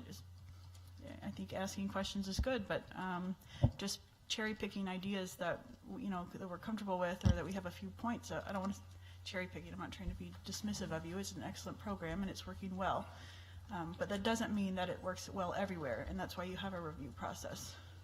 Mr. Donnelly? But that doesn't mean the review process should exclude it from the pilot program and exclude it from consideration when it's proven so successful in our district in at least 3 schools already. There's no other alternative curriculum out there like this that's been proven in 3 schools to be super successful. I think it's really concerning that it's not being considered by this committee already this early in the process. It doesn't, just because you don't say, well, this is what we're going to do, cherry pick it out, doesn't mean you should exclude it from entire consideration already so early. This is super concerning. I think my comment would be on that. The 3 schools that are using this, Mr. Donnelly, are what schools? Birchwood ABC, Northern Lights ABC, and Eagle Academy, to my knowledge. There might be others. So those are high-performing schools. They're not Title I schools. I think we have to look at our students as a whole, and I'm not saying that that program, it works for students that, have probably more support for their programs, but if you're looking at Title I schools, we have to look at programs that are going to meet their needs too. And I am confident that the committee is not just looking at, they see the 3 successful schools, which will continue to do Saxon Math because they have that priority to do that, or that authorization to do that. But we have so many other students that we have to make sure that the math program we're putting in place is meeting their needs. And just because we have 3 schools that have high-performing students doesn't mean that that's going to work for all of our other students. So I'm confident in the process. Ms. Hilby? And I'll just add, I was just looking at our peaks numbers on a map to see who had the highest, who was the green light, and it wasn't just people using that curriculum. The people who had the highest scores, I don't want to say the name, but I'm pretty sure it was 2 South Sides I saw, they had little green lights on them, and that they weren't using that math curriculum. It's not exclusive to excellence. There are great math instruction happening, and that is what I maintain, that it's not the curriculum itself that determines how well students are. If you give me a room of 30 kids, I'm going to get them to where they need to be, whatever, you just get the information into the child, and the curriculum is a tool you use for it. But at the heart of it is having excellent teachers able to teach that curriculum. I think a real important additional component is the ability of parents to relate to their kids doing their homework. Saxon Math adds a component where parents can sit down with their kids, unlike Go Math, and understand it and work with them and build that family unit stronger and build that participation in parents in their kids' schoolwork also. And I don't know, I'm shocked that that wasn't considered as essential as other components by this committee already, because it's a huge advantage to Saxon Math because parents understand it. Through the president, and actually I would concur with Member Donnelly that it is not only user-friendly for parents, it's also user-friendly for teachers. And I do believe that, I'd have to check with Aquarian parents. I think Aquarian uses Saxon as well. But we do have quite a few schools that have success in math and then continue to have success in math. But just to correct the record, I think that is one of the highlights, as you said. We did put out there and I believe I saw this too, the requirements of what they're looking for in each program as they go through it. Okay. And I'm sure one of those is parent. It's really in the board. Right, yeah, okay. Yes, Ms. Bellamy. I just want to say I look forward to the committee's report. these people, if you've not ever worked on a review committee, it's really grueling work. And I would hate for them to feel diminished before they even make a recommendation. So I look forward to the report. Okay. All right, so is there any other new business? I am not sure if I should bring this up under new business or, well, we have one thing to the calendar. You guys received the calendars with the conflicts with the assembly. Oh, yeah. And do we want to change any of those dates? I think we have 2 dates that we would have to change. Okay.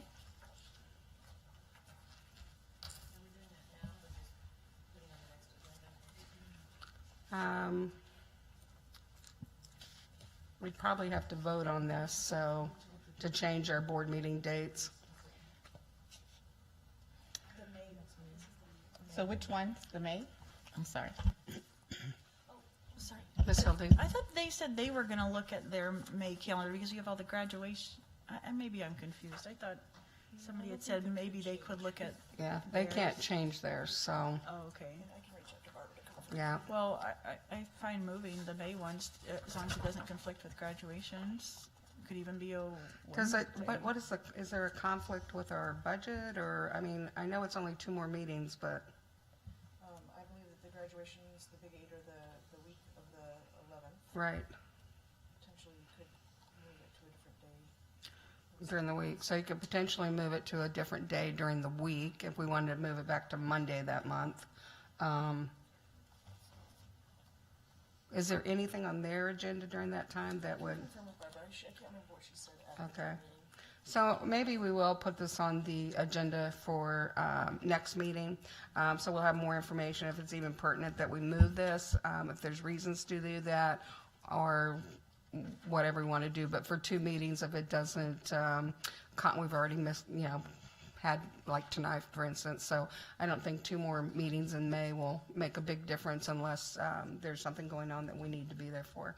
So if you'll find out that information, Katie, and we'll put it on the agenda for next time. So the other thing is, I don't know if this would be new business or if it would be an RFI.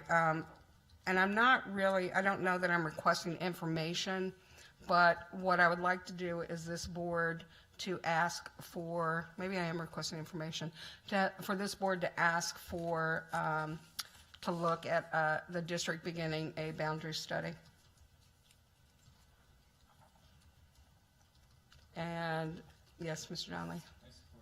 Okay, so what we can do, we could put it on the next agenda for conversation, but I guess my question is that new business, that's RFI, or is that something I would request on a regular agenda item for us to vote on whether we want to do that? But I do think it's important, and we could set a timeline for that. Ms. Michaelis? Is there a cost component? Is this an internal thing or an external kind of study? And then, to find out what time would be taken to do it, when an appropriate time for the administration to be able to do it. And like you say, a scope of anticipation of when it would come back and how it would affect, any potential or future decisions, or, for us and for, families, if anything were Right. just a. So it's not something that I'm asking to be done like tomorrow. There's no way. But I do think this is something we've been talking about for a long time, and we need to do a district-wide boundary study. I would leave that up to the district on how they would want to conduct that, and they could come back and let us know, and the timeline and that sort of thing. But I do think it's important that we have that discussion as a board. We do request that. Ms. Mitchell? I support that also. I've heard from a lot of community councils that people are just wondering whether, I think there's a lot of misinformation out there. So I think having at least a review of what might be possible would be a good community conversation. And I would just say, given the growth in the south part of Anchorage, I think it's very important to see if we could do something with our demographics, with our schools and attendance, or do we actually need to look at a new school in that area? So, Dr. Bishop. Madam President of the board, all due respect, this is just a big deal. Yeah. And so when the board asked me to do a school start time, I started with saying it's a big deal. Because it's emotional, it's community, people buy their homes. And as we move forward with the resources and the lack thereof at this level, I need your assistance in letting know, are we going to spend money on it outside, or what other types of things do we pull back on, or can we start in the summer kind of thing? Because it is absolutely needed. We have identified that. We can tell where there's overcrowded schools, and but it would move everybody similar to the school start time. So the communication and the marketing and everything, even to say we're even looking at it, is going to kind of raise concern, and so I just want that known, because that's a biggie. So Yes, Ms. Margot Bellamy. I agree. That was one of my worst experiences, is serving on the boundary committee years ago. And I don't know that we want to do that like right now. What I would like, though, is more information so that we can have the discussion. Like with zone exemptions, for example. I think we know who should be at a school but have zone exempted somewhere else, and what that looks like in terms of the whole district, not just one school. Because if we are allowed, we do things that allow schools to be overcrowded. I mean, our intent is good, but the impact could be overcrowded. So it may be, if we look at just some of those things that are very important to people, might be less emotional than changing the boundaries. So, that is, it's doable, and I agree it should be done. But with all that's on our plate right now, guys, I don't know. We got a hero here, a shero over there, but I don't know that she can handle all that. Right, and it will Very emotional. It will be very emotional. I have no doubt of that, and we've been talking about it for a long time. And I think the last time we did a boundary, looked at boundaries, was 10 years ago or more. And I'm not saying this is going to be easy, but I don't think any of us took this job because it was going to be easy. And we have to look at what's best for our students. So I'm not saying right now, but I think that we do need to set a timeline, because we just keep pushing it down the road. And I would certainly defer to the superintendent on what that timeline might look like. So what do you need tonight? Just a point of information. Yeah, I just wanted to bring it up, and we can, Ms. Hildy. I think it'd be good to put that in RFI just for a board connect information, but also if there's a way for it to, because it's emotional, but it's also an ongoing need, is there a cycle where we can say, every 10 years we do this, so nobody gets to be surprised, it kind of takes the heat off of it, and we say, this is a new cycle period we're going to start, and we're going to do it again in 10 years, and because we need to use our buildings efficiently. Unexpected. Yeah, I agree with that. So that might be something we want to even look at in policy, to set that policy to look at it every 2 years. But I would think at this point then we could have Dr. Bishop come to us at a later time to give us a timeline, what they would recommend, and go from there. But I just don't want to put this off any longer. Madam President, we can come with a project outline for the board to review. And additional information that's extant data that we just have. We do have the number of boundary exceptions, boundary intake, boundary out. So we can start publishing those for you to create kind of that knowledge around the issue. Okay. Is there any final testimony? Is there anyone that would like to testify? Okay. So are there any comments? Yes, Mr. Donnelly.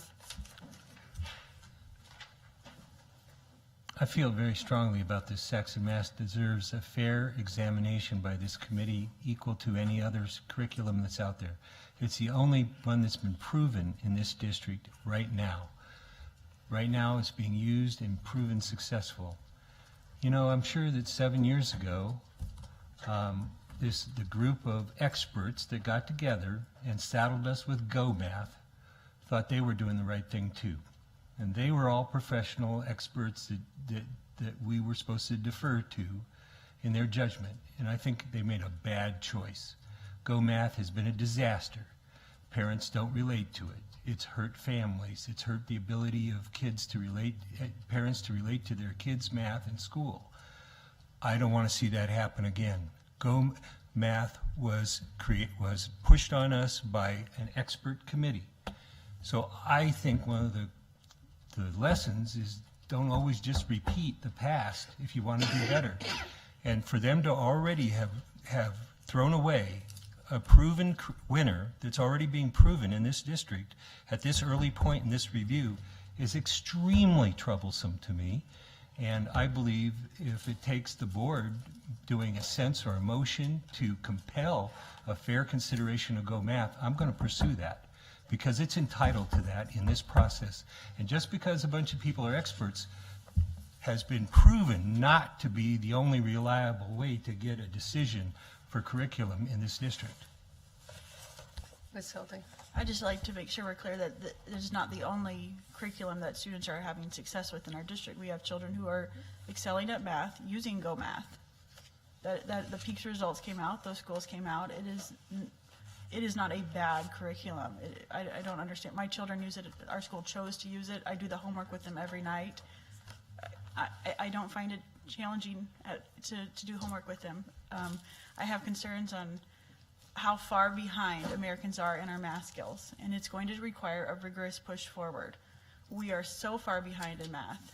We see that in adults not able, we have the basic accounting skills to do your budget, but you don't have the conceptual math skills to analyze your budget, right? That it's a rigorous math instruction, and it's going to be an uncomfortable change as we increase that, but just dismissing things because we aren't comfortable with them or don't know them is not a good reason. It needs to be rooted in research. What is going to be the best thing for students? What has been successful, but why has it been successful? Taking in the full analysis. Okay, are there any comments? What? Oh. Is there any comments or from the school board administration in closing up or communications? I hope everyone has a wonderful holiday and a Happy New Year. Thank you. You too. All right. Mitchell? I just want to say those graduation results are fantastic. As I go around schools, people are doing such amazing work, and I really hope that everybody in the district gets a chance to rejuvenate and come back fresh for the kids and do more of the excellent work that's going on. And of course, my thanks and kudos and gratitude and everything else go out to all our teachers out there that are working so hard, our principals, our TAs, everyone, and from everyone from whatever you're doing for the district. It's making us great, and it's getting us where we need to go. We appreciate it. Happy holidays. Miss. Is there a second? Do your gavel. Is there a girl. second? Your last gavel for this year. I said, is there a second? Second. Adjourned for the year.